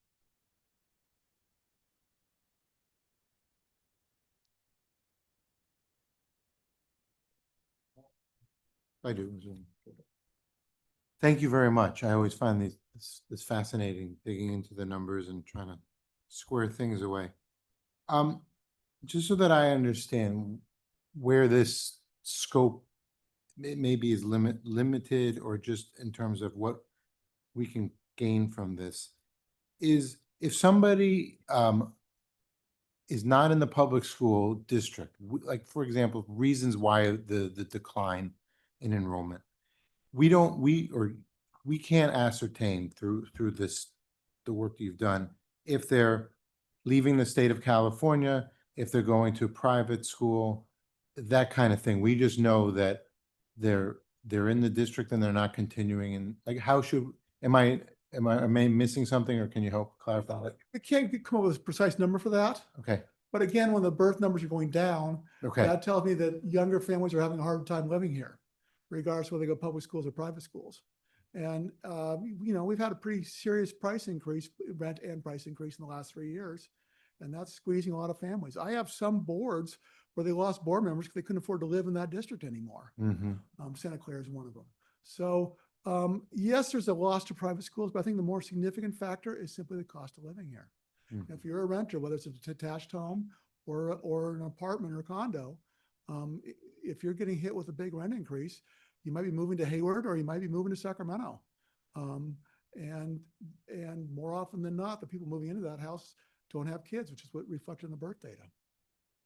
Yeah, I mean, from a birth rate standpoint, what you're saying is certainly in line with what I've been reading globally, and you know, just people, also the percentage of people delaying for careers and everything to have kids.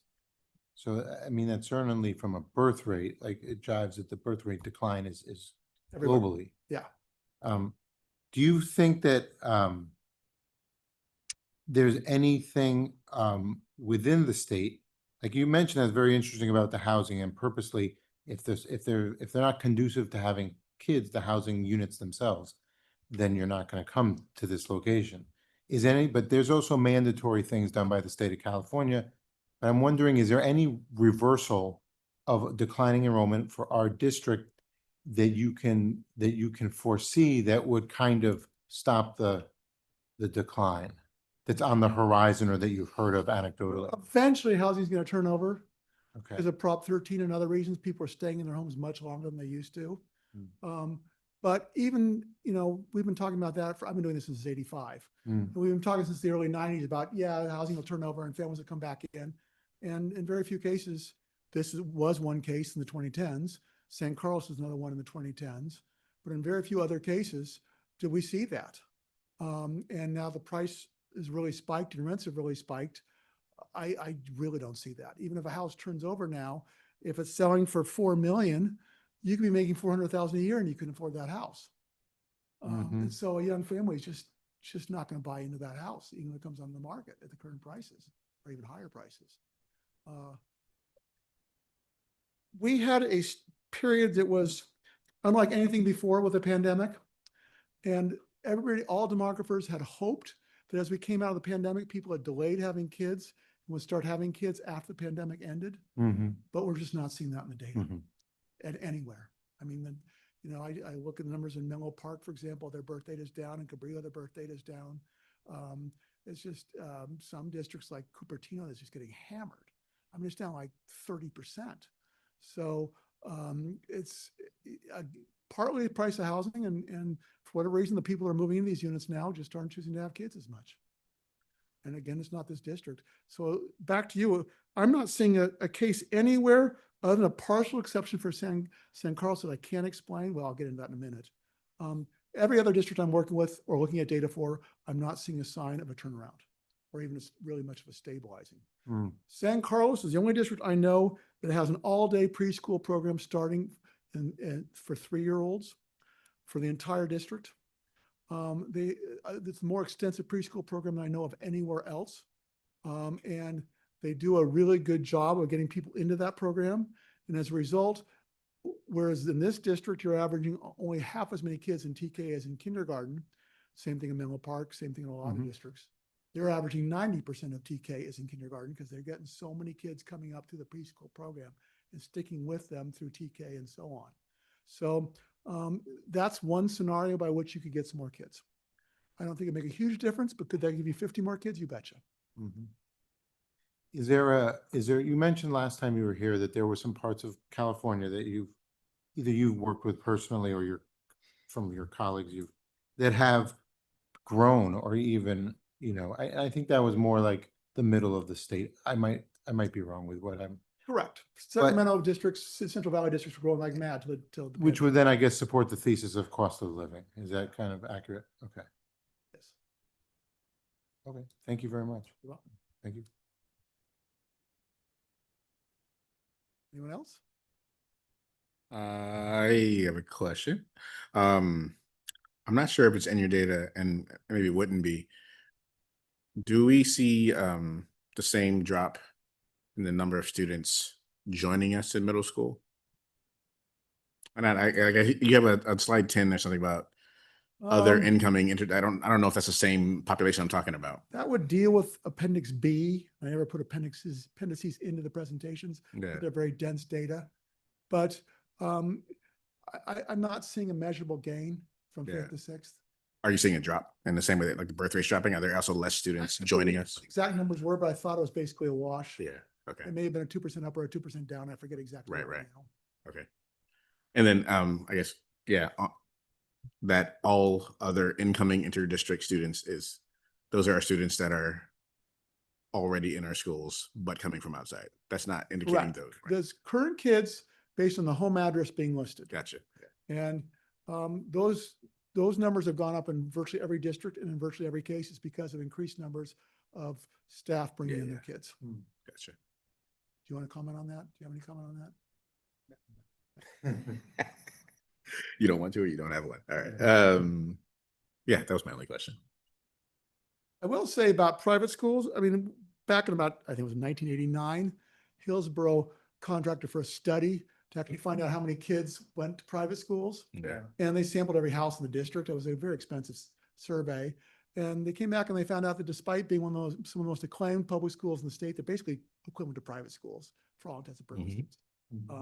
With incredibly high per pupil funding, they were still losing 15% to private schools for religious and other reasons. Yeah.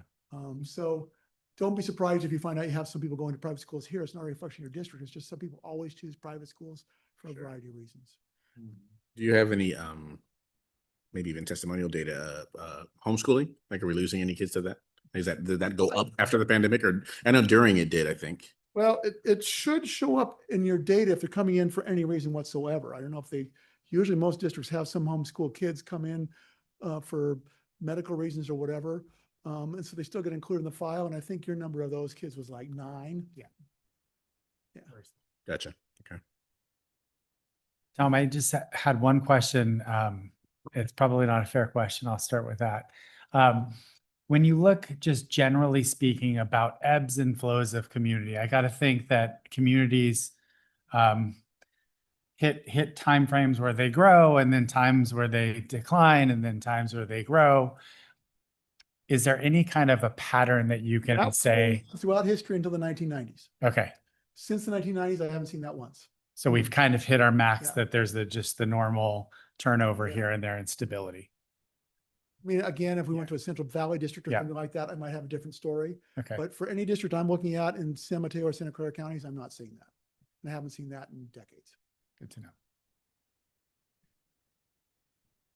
And maybe I'll ask this clearly. I feel like you said it, but in your general kind of thesis here is that, I mean, as always, we've talked about decline, but specifically now that TK is at full capacity, even with that decline, specifically with some other work we're doing or conversations around middle school, we're looking at by 2028 a 250 student decline at 6.8 and continuing to go down every year after that Yeah, for a would few you years. Flip back to table 1.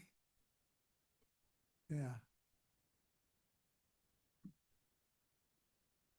If you look in 2030 even, there's a class of 419 in 8th grade and a class of 369 in 5th grade. Mhm. And classes in the 340s and 320s in the lower elementary grades. So yes, you're still going to have for a couple more, at least another 3 or 4 years, smaller classes going out of the middle schools and coming into.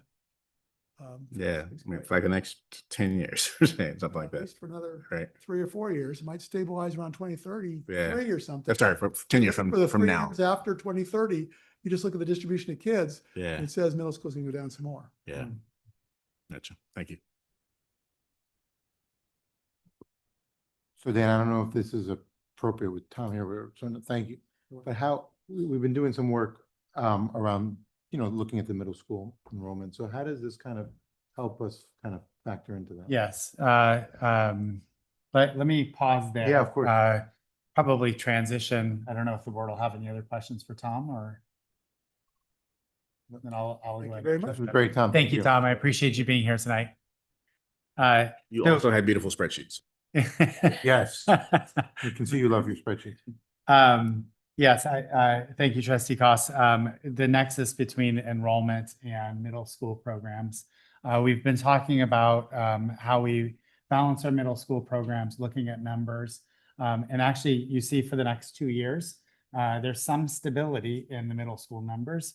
That said, it's not really playing out in terms of our middle school choice. So the board had provided a little bit of direction to continue to look at our middle school program, see if they're still serving district needs in the best ways possible so that we can maximize what we offer. I hear nothing from the enrollment, the formal enrollment report that says we should change directions. The next step would be doing some surveying of our community, some community outreach, some actually live feedback from our community in terms of next steps. I do plan to move forward with looking at some type of a survey that we send out community-wide, probably followed up with some listening sessions to our community to provide the board additional information to determine next steps. Great, thank you. Thanks. Any questions about that? One distinction before we hear from Ching Pei, I just want to reiterate. The declining enrollment for a lot of districts carries with it a huge financial piece. For us being community funded, it does not carry that financial piece with it. We actually, when we look at our pot being relatively stable, we can serve fewer kids in more ways, honestly. So just want to make that distinction that we're not worried about the decline from a funding perspective globally. Thank you. Item number 13, educational services update with Assistant Superintendent. Ooh, Good evening. How's everyone doing tonight? amazing. We're going to keep this somewhat short. I'm going to talk to you a little bit about our fall assessments and the beginnings of our interventions. We're going to talk a little bit about September Learning Day that happened on September 29th. I know for families it's really disruptive to have these random days off, but they are very important to our staff and meaningful. I'm going to give you a little bit of a preview on our Smarter Balance assessments. We've been through this several times until the state releases their verified data in December. I don't give you the full actual, but I can show you our internal data, and I'm not violating anything. And then I'm going to give you a quick little dashboard update. So this year, you'll remember we adopted a new dyslexia reading difficulty screener for K2. So that is our M-class testing. And then we are continuing our FastBridge fast track reading for our students in grades 3 through 8. What I've put up here in pictures for you are just quick snapshots. Our M-class assessments are underway. We had 15 of our 45 teachers come in August to get pre-trained so they could start testing immediately. They're not completely finished with their school tests yet. They are one-on-one delivery. And then the bulk of our K-2 teachers were trained on September 29th. And so their testing window goes all the way through till October 30th. At that point, we will review our data, make sure everything's valid and reliable and cleaned up, and we will send out the parent notifications to let families know how their kids did on these fall assessments. You can see what I included is we do not have a large percentage of our students tested yet. So as of Friday, when I pulled these slides for you, I think we were at 40% of our K-2 students have assessment data.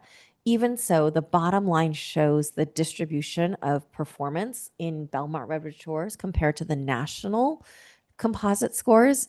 As is normal for us, we have double the number of students at the above grade level mark at the beginning of the year, similar numbers and then we have about a half, slightly less than half of the number of students in the high risk or well below red band. It's pretty standard. Those are the kids our reading specialists typically see. This is exciting to see. We don't have a full set of data yet. However, I have talked with teachers because we are doing all of our grade level releases right now. We were able to look at the reports. We were able to look at the instructional recommendations. There's excitement amongst the teachers with how easy it is to follow up with the students once they've done the assessments. And like we had said in the spring when we made the adoption, the subtests are testing the same skills as FastBridge. So there isn't a learning about why am I doing this and how am I doing this and what am I doing? It's a shift in platform. So it's actually been relatively easy for our team. And then on the right-hand side, you'll see what I pulled was our spring data compared to our fall data for both A reading, which is adaptive reading. That's the computerized test that our 3rd through 8th graders take. And it's a basic comprehension test. And then auto reading, which is about phonics and fluency. So you can see from the end of the year in spring to the beginning of the year in fall, we actually have a higher percentage of kiddos or a lower percentage of kids at risk.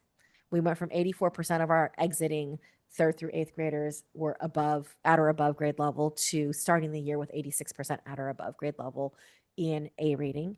And the same thing, I mean, it's not statistically significant, but it's the same thing holds for auto reading. Our kids are starting their fall a little bit at a higher performance level than they started last fall. That's kind of what we would expect, slow incremental growth as we get better at instruction. Our fall writing assessments looks consistent with years previous. We are still using the units of study writing assessments across the district, and 54%-ish of our students are at the beginning of year expectations. This is very standard. This is what we consistently see year after year. It is a robust test of craft and syntax and semantics and shows how our kids are doing in terms of compositions. The fall math assessments, it's a composite score here. I've looked at all of our students K-8. We have kids in K-2 taking the math expressions end of year test. We have kids in 3 through 8, including geometry and algebra, taking end of year inspect tests that are standards based, but are not curriculum driven, which is nice because as we know, our kids take these tests year after the math chapter tests look like the homework, look like the tests. So then you don't really know if they know the skill, but you know that they've learned how to do how the textbook is teaching you how to answer a question. Using the inspect tests gives us something that's outside of the curriculum that is testing the specific standard and skill. So we know that the kids are able to apply it in different ways. When we look at our beginning of year performance graded against end of year expectations, a third of our students, 33.5% of our students, K-8, are already meeting or exceeding end of year standards. About 19% are approaching, and then 47% are below. That's not a concerning number at all. This is the beginning of the year. We don't expect you to know what's upcoming, but annually we have so many kids end the year above grade level on tests that we really want our teachers to see where are the kids mastering the skills of the year so they can dedicate their time to deepen the knowledge where necessary and focus the time on the skills that are not. robust and strong amongst the population. That's our fall data. Everything looks good. Nobody's complaining. This is probably the first year I haven't had anyone complain about assessments and assessment schedules, so that's exciting. September Learning Day was on September 29th. This is a large collaboration across the district with all departments pitching in. We had special programs, plan Woodcock-Johnson training for staff. They are transitioning from the Woodcock-Johnson 4 to the Woodcock-Johnson 5 because, and it's different because it's transitioning to 100% digital, and Woodcock-Johnson 4 is no longer going to be allowed to be purchased. So we have to make this transition. Teachers were open to it, and I think it went really well. You'll see in the next slide, I've pulled some quotes from folks. We had publishers from Savis come and give us a math framework introduction. We do have about 14 teachers, K-8, participating in our math adoption committee with us, going through trainings at the county office, going deep around frameworks. But this is going to be a massive shift in instruction for all of our K-5 teachers. So we had the frameworks presentations to start planting the seeds with our K-5 teachers. They're learning about what the shifts look like. The content standards aren't changing. It really is an attempt to bring to life the mathematical standards and the mathematical practices that were introduced with the Common Core State Standards, but not really talked about much. The new framework is shifting to the integrated use of mathematics, the critical thinking of real life problems, the idea that math is not just getting the correct number, but we are going to be explaining our thought and working with partners and displaying our thinking and coming about solving from multiple angles. And that's a shift. Our teachers were engaged in M-class administration training as well as reports training. As I mentioned, there were about 15 teachers who were trained in August, so they got the second level of training. Everyone else has a scheduled training that we'll be pushing out to folks. It'll be online, virtual, and live in a couple of weeks, but every grade level actually has already had a little primer from me, and they have what they need to get started. So they'll still have the opportunity to get the formal training from Amplify because they'll go into far more details. That's going to be an after-school time. Our middle school language arts, history, social science, science, and math departments held their retreats. These were facilitated by a combination of principals and contracted professional development staff. So Ryan and Cheney Munson led ELA. People were so excited by it, they've asked for more. Our history social science team reached out to the UC Berkeley history social science project. We reached out kind of late, but what ended up happening was we got the director of the project to come and give professional development to the team, and they loved it and also want him to come back. Totally pricey and 100% worth it. Our science team worked with Narina Carpenter, our new STEM coach, in looking at argumentation. That was a toolkit from the Lawrence Hall of Science, and they are already partnering to set up kind of next steps. They weren't able to come on the 29th. They provided us all of their kind of train the trainer module materials, and they will come out and continue working with our science teachers, also at teacher request. And then our math department worked closely with Sabrina, and they're going to be facilitating both visits across and within our own schools, as well as articulating with Carlmont. Also offered on the 29th, you heard from our BRSFA leadership. We had the Mobile Museum of Tolerance here at Sandpiper Elementary School. It stayed for 3 days and worked with all of their 5th through 8th grade students and led staff development. That's an opportunity that we couldn't pass up. We are sad that the current Museum of Tolerance educator experiences are not open to the public. They are revamping their programs. So as soon as that opens up to the public again, we're going to try and get back on their calendar. And then our specialists in PE, art, and music had the opportunity to go visit teachers at Abbott and Hillview. So that's San Mateo Foster City School District and Menlo Park City School District to see their counterparts in elementary and middle school. So they got a chance to do some professional learning through observing other teachers. Here are some pictures of the day. I was at Sandpiper all day, so unfortunately, I'm sorry I missed out on all the special education offerings that were happening, and I didn't get to go to the sites with my other teachers, but we had pretty much all K-5 teachers and all 6-8 teachers come through Sandpiper at some point in time based off of the rotations of the day. So these are our middle school folks with their various staff developers. Not super exciting, but I'll let you read some of these quotes. These are literal cut and paste from the feedback forms. Whoever says, I only wish it could have been longer about a professional development.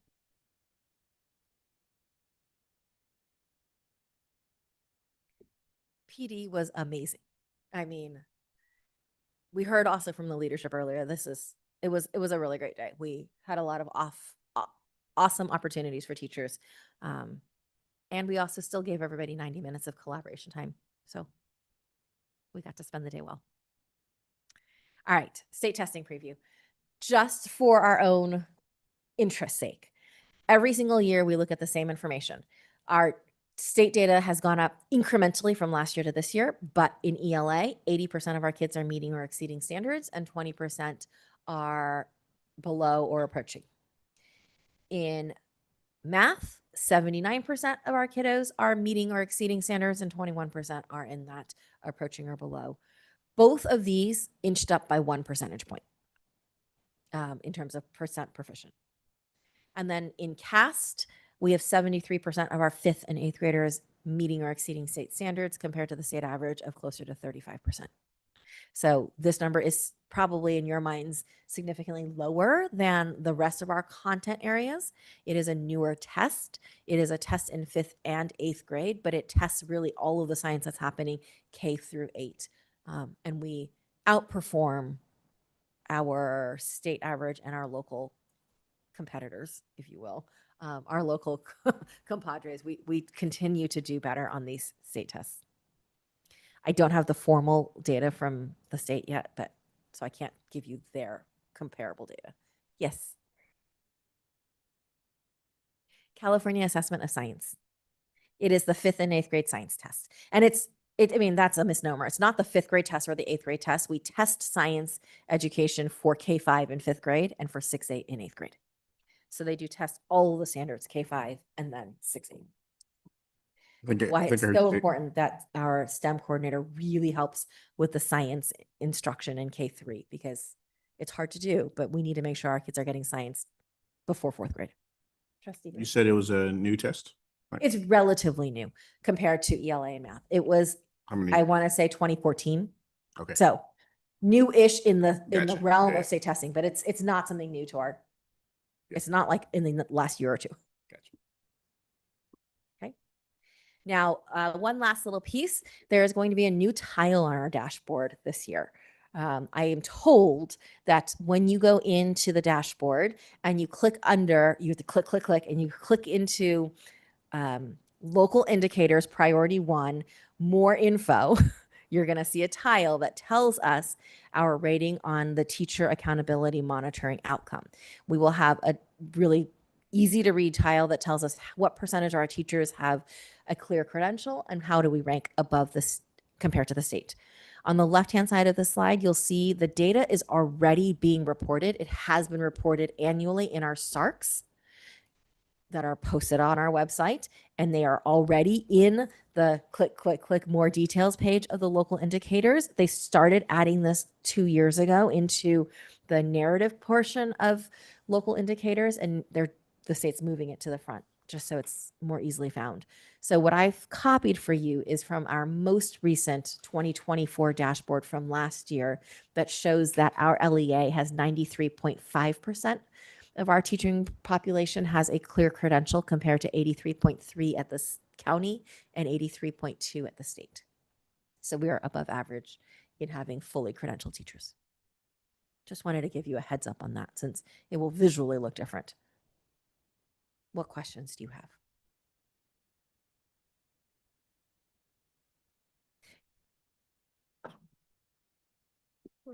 Trustee, go ahead so it can be No, heard. but where do we access this dashboard? CaliforniaSchoolDashboard.org. Oh, Yeah. okay. Is there a special dashboard? No, I don't know. it's our standard dashboard. They're Got it, got it. they're adding a tile. Okay. Thank you. Any questions? Excellent. Yes, I have one. Can you go to the fall assessment, the earlier slides? There's Which one do you want to look at? I think it was, Reading, writing, or math? it was can I see the right? I definitely was the math, but I wanted to, yeah. So I guess my question is, is the fall assessment, right, is kind of they're getting what they need to know by the end of the year in the fall. Yes, this is the end of year test. So it's incredible to see 33.5% of our students already at and above grade level expectation for June, taking this test in late August, early September. So how would you define then? So versus approaching versus below. Approaching is a performance level 2 on a 1 through 4 scale. And then below are the kids who just, it's unfair to say below grade level expectations here in the fall, that if they scored under 50% in June, they would be below grade level standard, which is where that comes from. Yeah. But in the fall, they should all be in the below. That's why, that's Yeah. why my, So that's why, asking, so that's it's why I wanted to make sure. below it's is clear. the category, is the ranking that we see at the end of the year, but you're using that same ranking for the, It's right, because it's measured against end of year expectations. We don't adjust for what does the Great. fall look like? What do I expect you to get?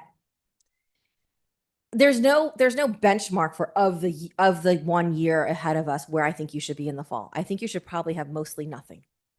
So like there's really no sense of if you get 1 question or 2 questions out of 30, are you above? So this just gives us a measure of, at least we're comparing apples to apples. Who starts above grade level, near grade level, below grade level at the start of the year? It's measured against the end of the year metric. But when we take it again in the middle of the year, you're going to see that change. And now we can say, where have people actually moved? so approaching is near grade level, Yeah. but for the end of the Yeah. year.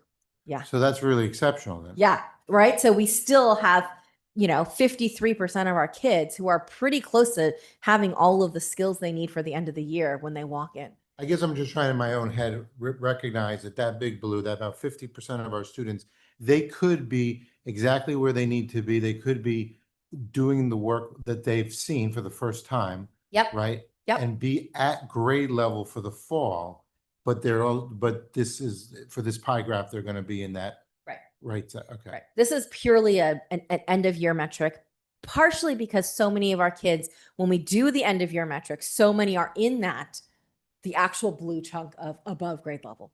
So is it helpful for teachers or anybody looking at this to not quote, sound the alarm, but also to get meaningful information? Like, how does that category, obviously it'll dwindle down as they're learning their, Yeah. right, their content. But let me Yeah. just finish my thought.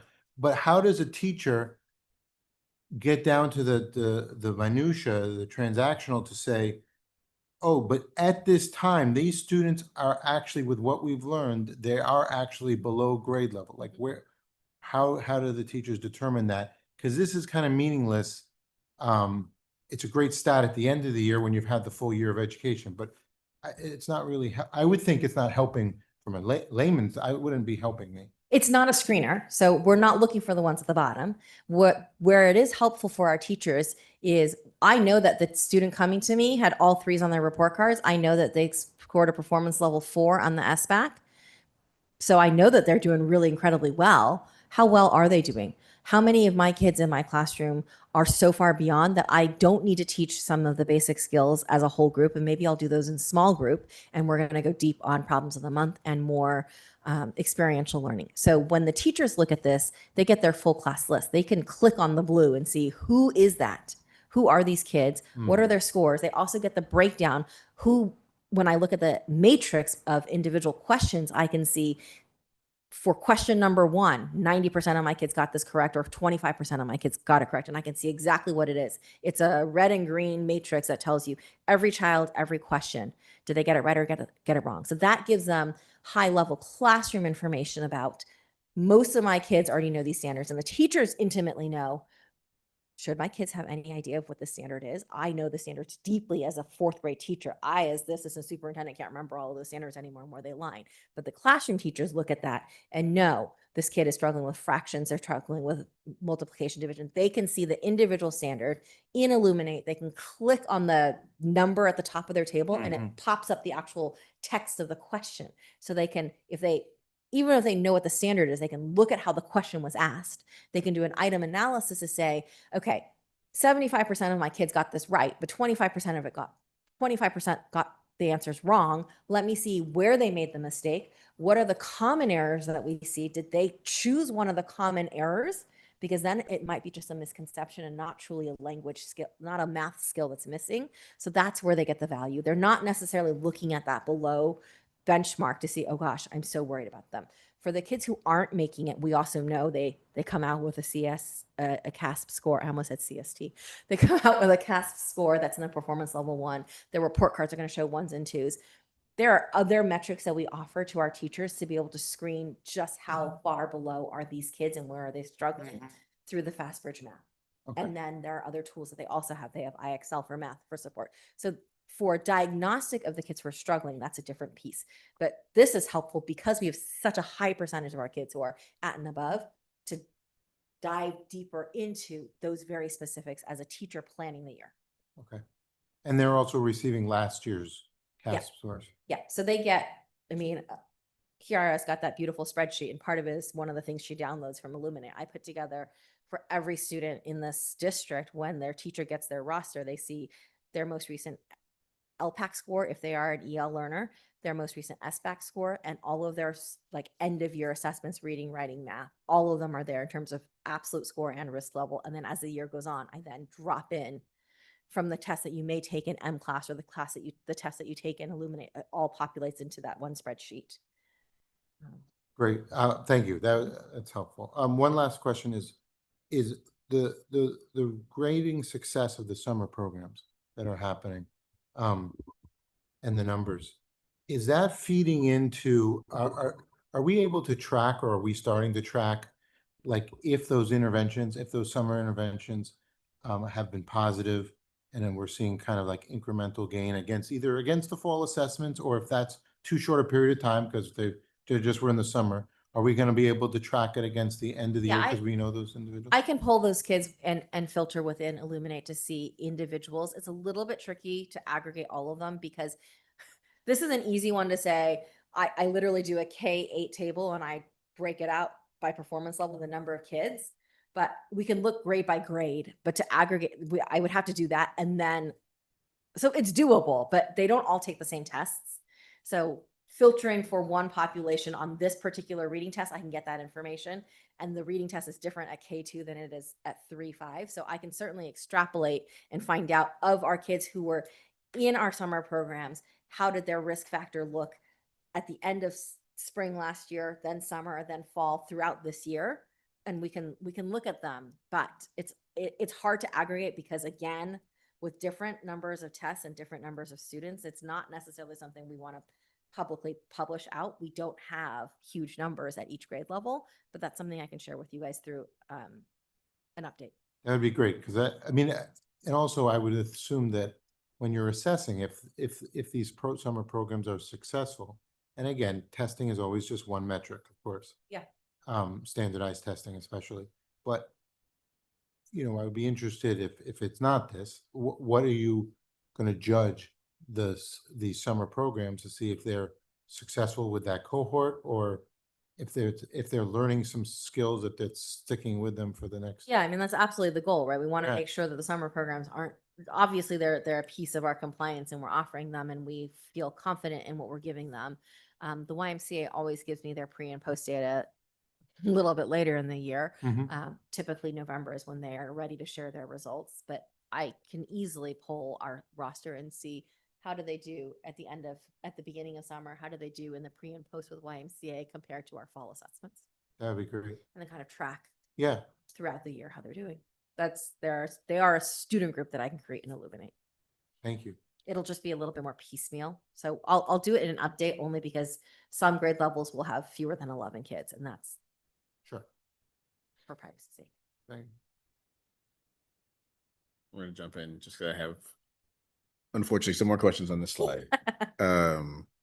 Is this data attached to the students? I say that in the sense that, like, if you do it at the beginning of the year and they're in the below Yes. category, which we know Yes, I know what you're doesn't mean anything, but Yes. below doesn't necessarily mean that they're students that are like being supported or anything like that, because below is normal in the fall. Yeah.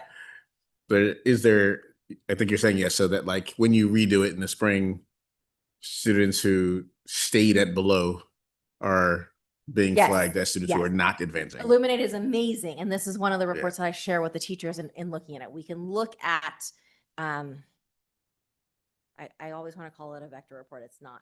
You can see globally Yeah. who went up and who went down in those blobs, Yeah. whatever that, I don't know why I can't. I'm having a hard time with words tonight. It's been a long day. Okay, you answered it. But we can also see student by student, their first score, second score, Yeah. third score. So we can see their proficiency level, if it stayed the same, grew, or went down, Yeah. right? Sweet. So we can track, why did this kid start the year at 90% correct and now in the winter is only getting 75%? And that does happen to some of our students. Yep. Okay.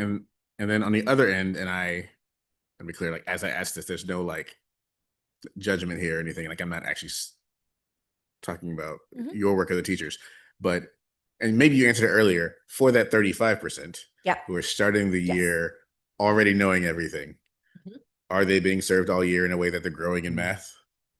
Many of them are growing. Yeah. Some of them, it's the metrics is still a grade level test. Right. We're not encouraging people to give next year's test, Exactly. but so there's nobody who got 100% at the beginning of the year. Right. So what we typically see is those in the 80s and 90s do still go up slightly. Yeah. For the most part, even those in the highest performance level are growing and getting to the 100% at the end of the year. Yeah. But what we do see is then the teachers are able to challenge them in the classroom with deeper problems and more hands-on math and not just the worksheet. Mhm. And that I think is the critical piece of, am I challenging my students as we talk about, right, engagement and agency? Am Yeah. I giving them meaningful opportunities because they clearly have the skill? Right.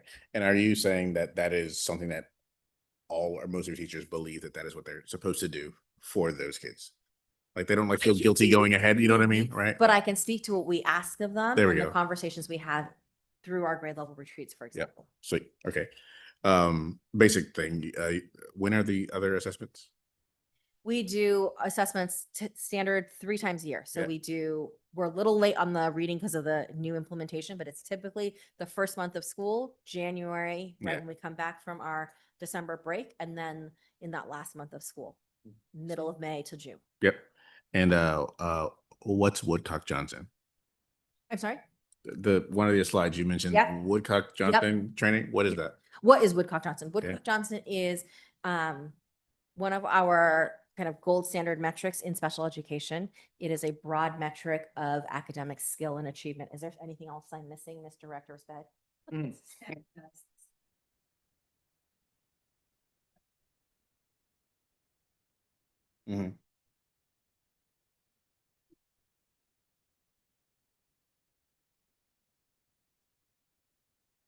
Gotcha. All right. Thank you. Yeah, those are my questions. Any other questions? That was surprisingly short. I told you I would make it Good- fast. Good question. Well Thanks. done. Can I just, I'm going to point out one more You're gonna thing. read it. Sorry. Just the M class. I just want to remind folks that last spring we were deciding which assessment we wanted to do. There were easier routes and there was more difficult routes. And with Assistant Superintendent Hu's work with our teacher leadership teams, they actually picked a more difficult route. And just echoing, it went really smoothly. That speaks to the leadership from Ching Pei, as well as the investment that the teachers have. So kudos there. Thank you. Kudos to the teachers. Thank you. Thank you. All right. We haven't voted on anything in a while, and we haven't heard from CBO Matsumoto. So item number 14, approval of the district office renovation project number 2025-01B- lease amendment 1 to lease/leaseback contract with Rodan Builders. Good evening, trustees. Thank you very much. I apologize for such a lengthy title for this. Got there.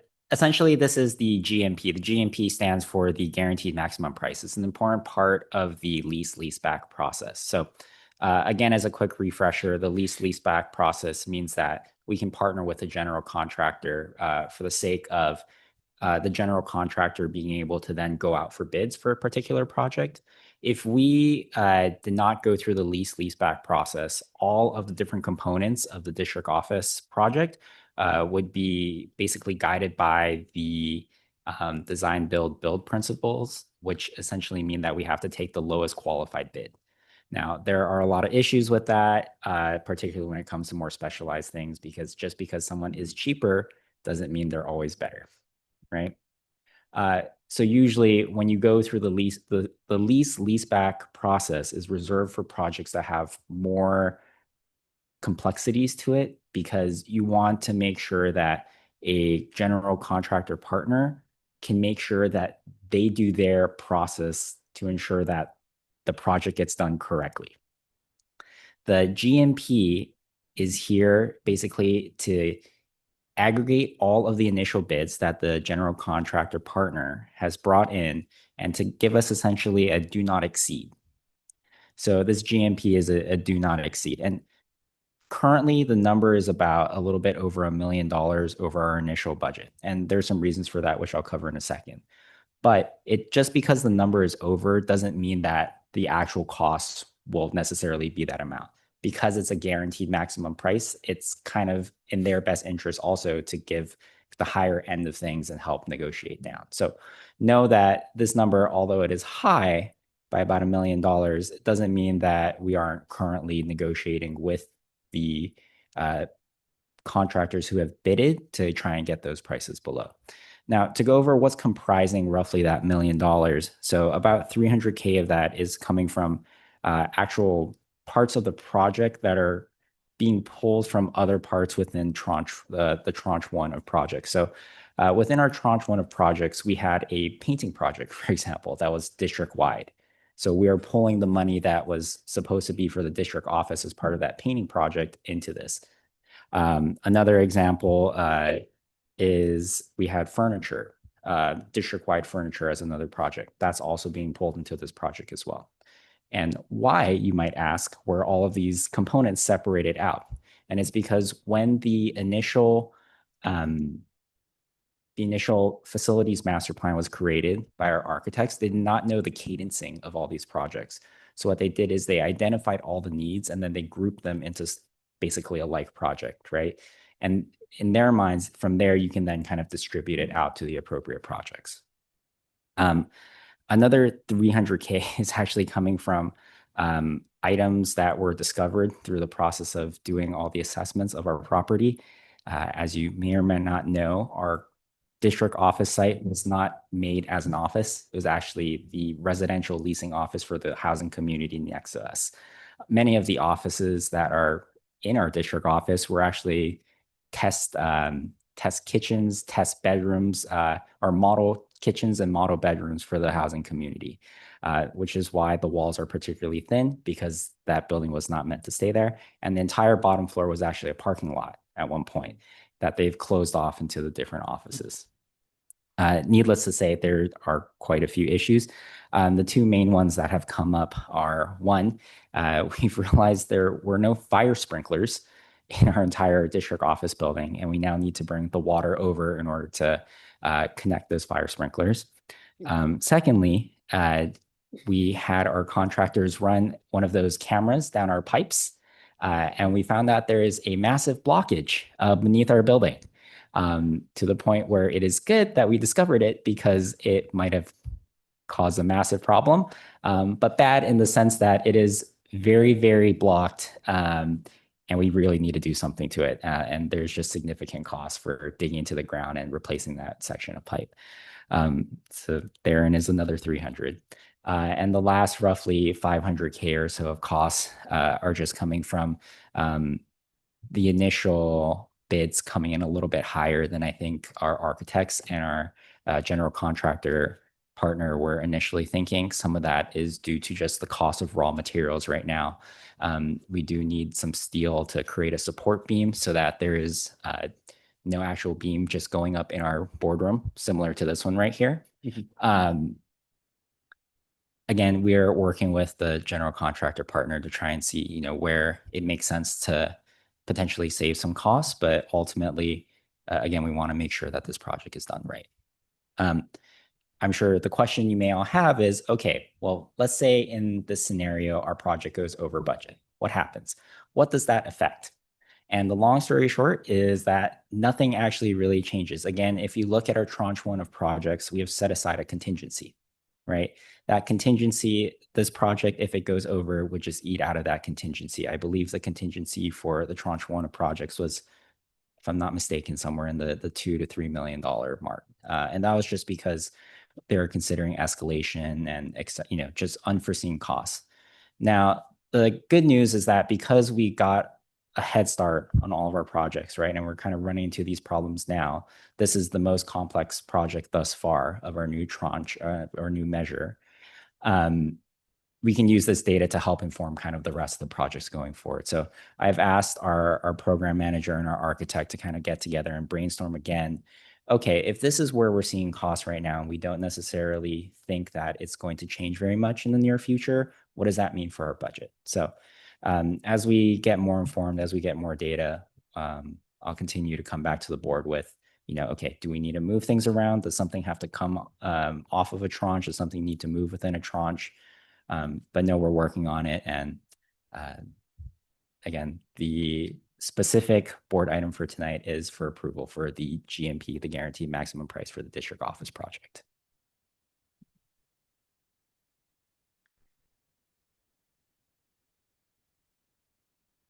So you were once again, very thorough. So my questions are answered by you. So good job with that. I have one, so do you think we've been overly, when you've been directing them to look forward thinking, do you think we've been overly conservative, with those guesstimates of forecasting, or do you just think that this is what happens when you open up a district office and these things are? Yeah. So the fun part of this is when we're going through the tranches in the very beginning, I actually talked to our program manager about all of this. And I said, look, I think it's a heck of a lot easier to go to our board saying we came under budget than to say we came over budget on any projects. Do you think that we're being conservative enough on these estimates? And from my experience at my past district, for example, we were modernizing a school.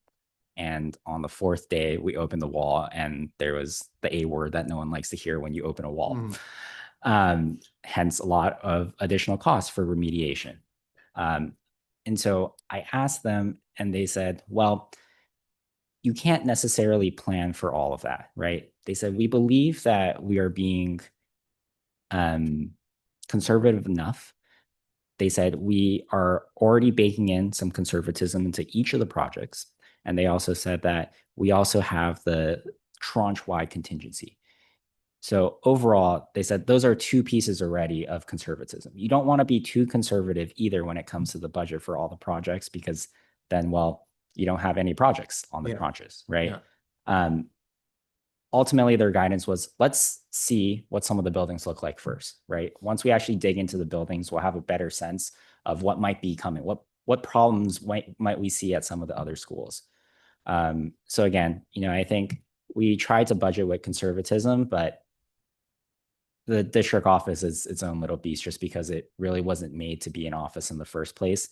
And we've made a nice home out of it, but again, there's a lot of issues with it, such as the ADA, such as our underground plumbing. So to answer your question, do I think we were under conservative, over conservative? I think we're appropriately conservative when we made the initial budget. I think going forward, though, it probably takes a little bit more conservatism as we try to adjust some of the budgets looking forward. Thank you. It seems like you just mentioned you were taking from the painting project and the furniture project to that you're pulling from different places, right? Yes, but there is already money allocated to this project anyways in those projects. It's not necessarily taking from a project. We're not taking other money. Been allocated your money. Exactly. It was already allocated to this project. It's just now kind of coming back into the right place. So you don't need to go to an exercise ball for your furniture, for your chair. You can get a chair. Personally, I'm happy to move to an exercise ball. I've heard it's really in our temporary district office. I've already taken the furthest away, smallest office from everyone. So I'm happy to participate in the ideals of conservatism myself. Reese, you don't have to keep taking the hit. Thank you for all your effort. Thank you. Thank you for, working with our partners to make sure that costs are going to stay as low as they can. I just had like so I understand that it's, the project is seeming to be, more expensive than initially thought, which I thank you for explaining that. Just looking at the facilities lease amendment, could you explain to us the numbers that are listed in that lease amendment? Were there specific numbers that you're curious? Sorry, I'm going to it as well. Thank you. It does mention the 6,392,934. But then it also mentions 6,412,934, which is not a ton of money. It's $22,000. But I'm wondering, should there actually be a larger difference between those two numbers? I can check with the program manager. I see what you're saying. It's basically saying that it went from $10 to $11, and that for the sake of simplicity, it's not saying that the amendment's actually changing very much. Yeah, exactly. To me, it seems like it's saying that it went from 392,000 to 412,000, which, like I said, is around $20,000, which is not the $1 million we're talking about. Right. I can go double check that. Thank you. Okay, Great thank point. you. Thank you.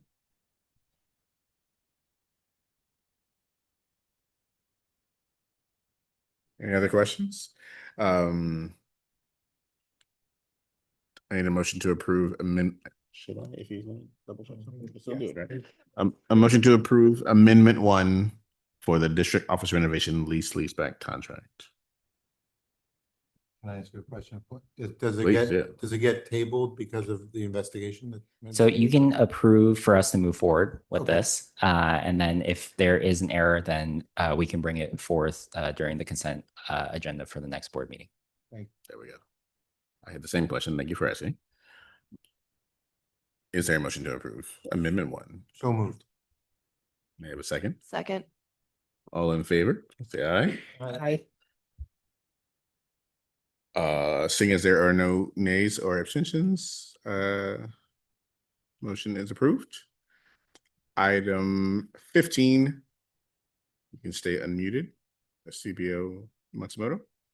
Consideration to approve filling the notice of completion with the County of San Mateo Recorder's Office. Good evening again, trustees. This one's a much simpler one. This is simply to allow our district to file the notice of completion for the roofing projects from this past summer with the San Mateo Recorder's Office. You just repeat after me. One quick thing I'd like to point out, I'm sure you may have a question about, let's just say there's something that happens to the roof, right? It rained relatively hard recently. What if a leak shows up or something like that? Just because we file this with the recorder's office does not mean that we can't pursue any of the warranties with the company that actually did the work. The warranty, I believe, is good. Typically, they're good up for a year. So if within the year there's a leak or anything that happens, just because we approve this today does not mean we can't go back to the company and have them repair it free of charge. Thank you for that clarification. Any questions?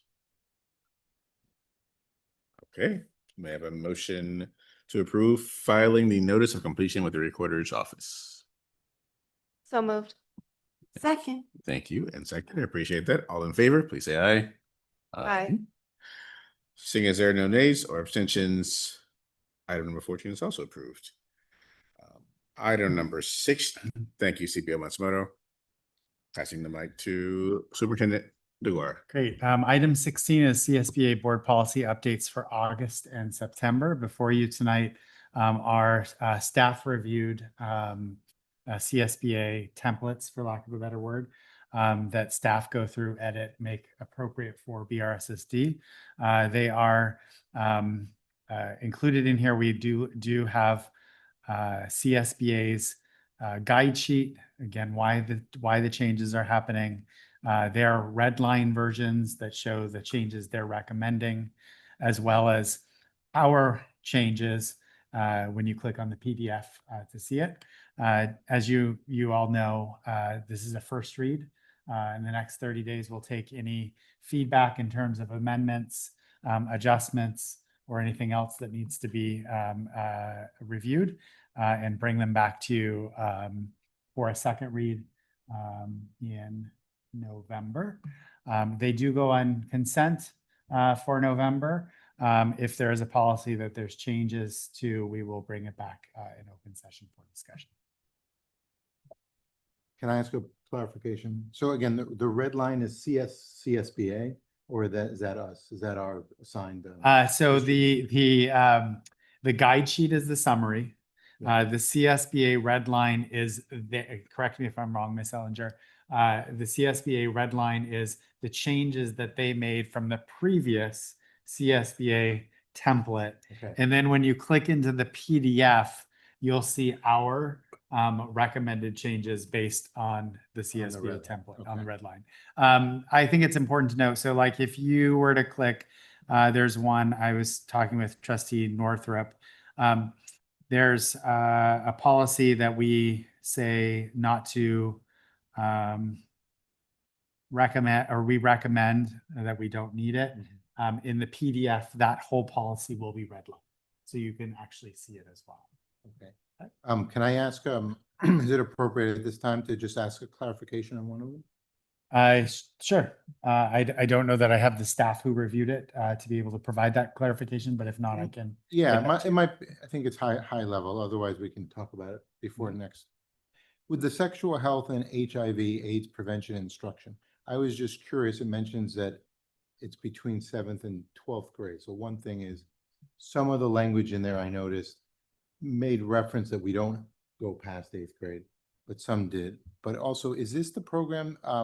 Is it a 7th grade program done in our middle schools? And if it is it the same, let's say, vendor that does our 5th grade health education?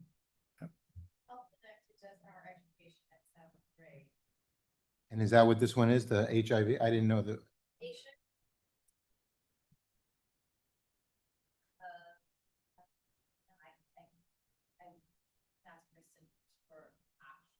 I was just curious if we did do it and.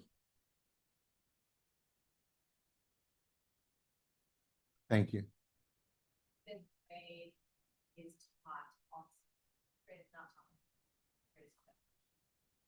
Actually, it's so they bring somebody in. Yeah, I know. Yeah. Okay. I can Thank you. we can follow up with Kristen and give you an update Thank on you. that. Yeah, no problem. Thank you.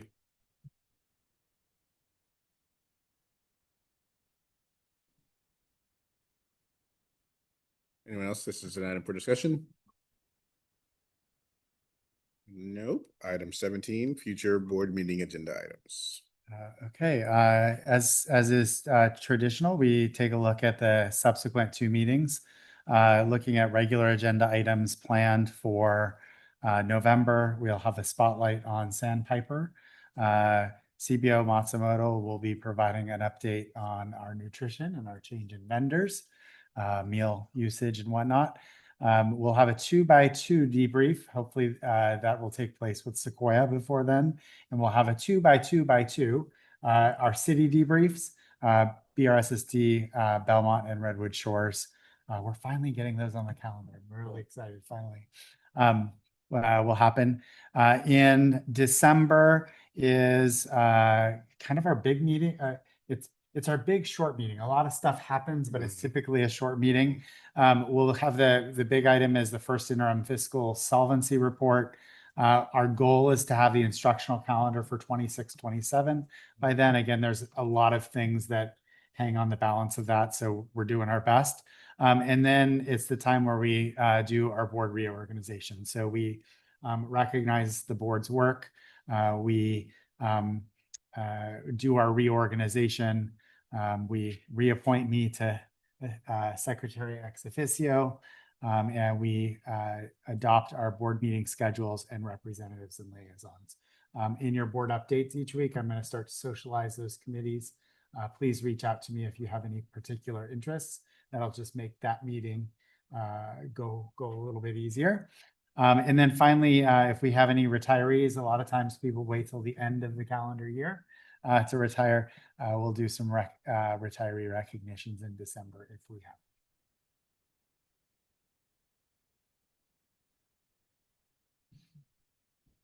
Thank you.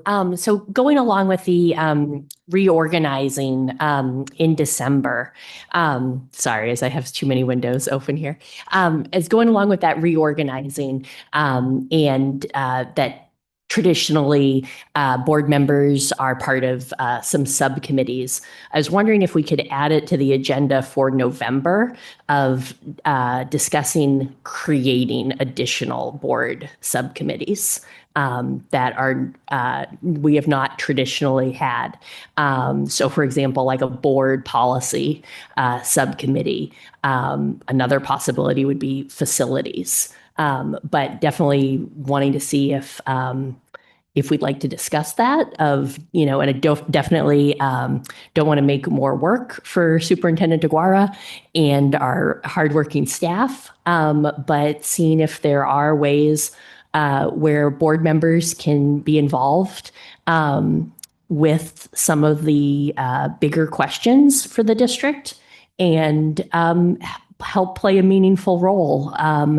And I think where the efficiency can come in is then if there's a subcommittee, for example, on board policy, then two board members could delve into the policy updates with Superintendent DeGuara and his staff, answer raise questions then, and then that may make our overall meetings where we don't have to go into as many details.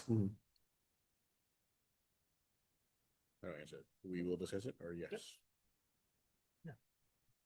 Yes, we'll discuss the agenda at our next meeting, Dan and I. And I will also share, Trustee Northrup and I talked about this during our one-on-one. Yeah. I am actually going to do a little bit of outreach to my colleagues and just solicit information on how other districts do board subcommittees and whatnot. Some subcommittees, and I was actually doing some outreach today, some subcommittees do require additional agendas and run just like a meeting like this. Others are superintendent subcommittees that function a little bit differently. So I'll work on clarifying the roles of each, a board subcommittee versus a superintendent subcommittee. That distinction alone might help us, as well as looking at some of the subject areas that other districts have been successful. And I'll share that with the board as I receive it. Thank you. All right, we are not reconvening to close. Calling this meeting closed at 8:47 p.m.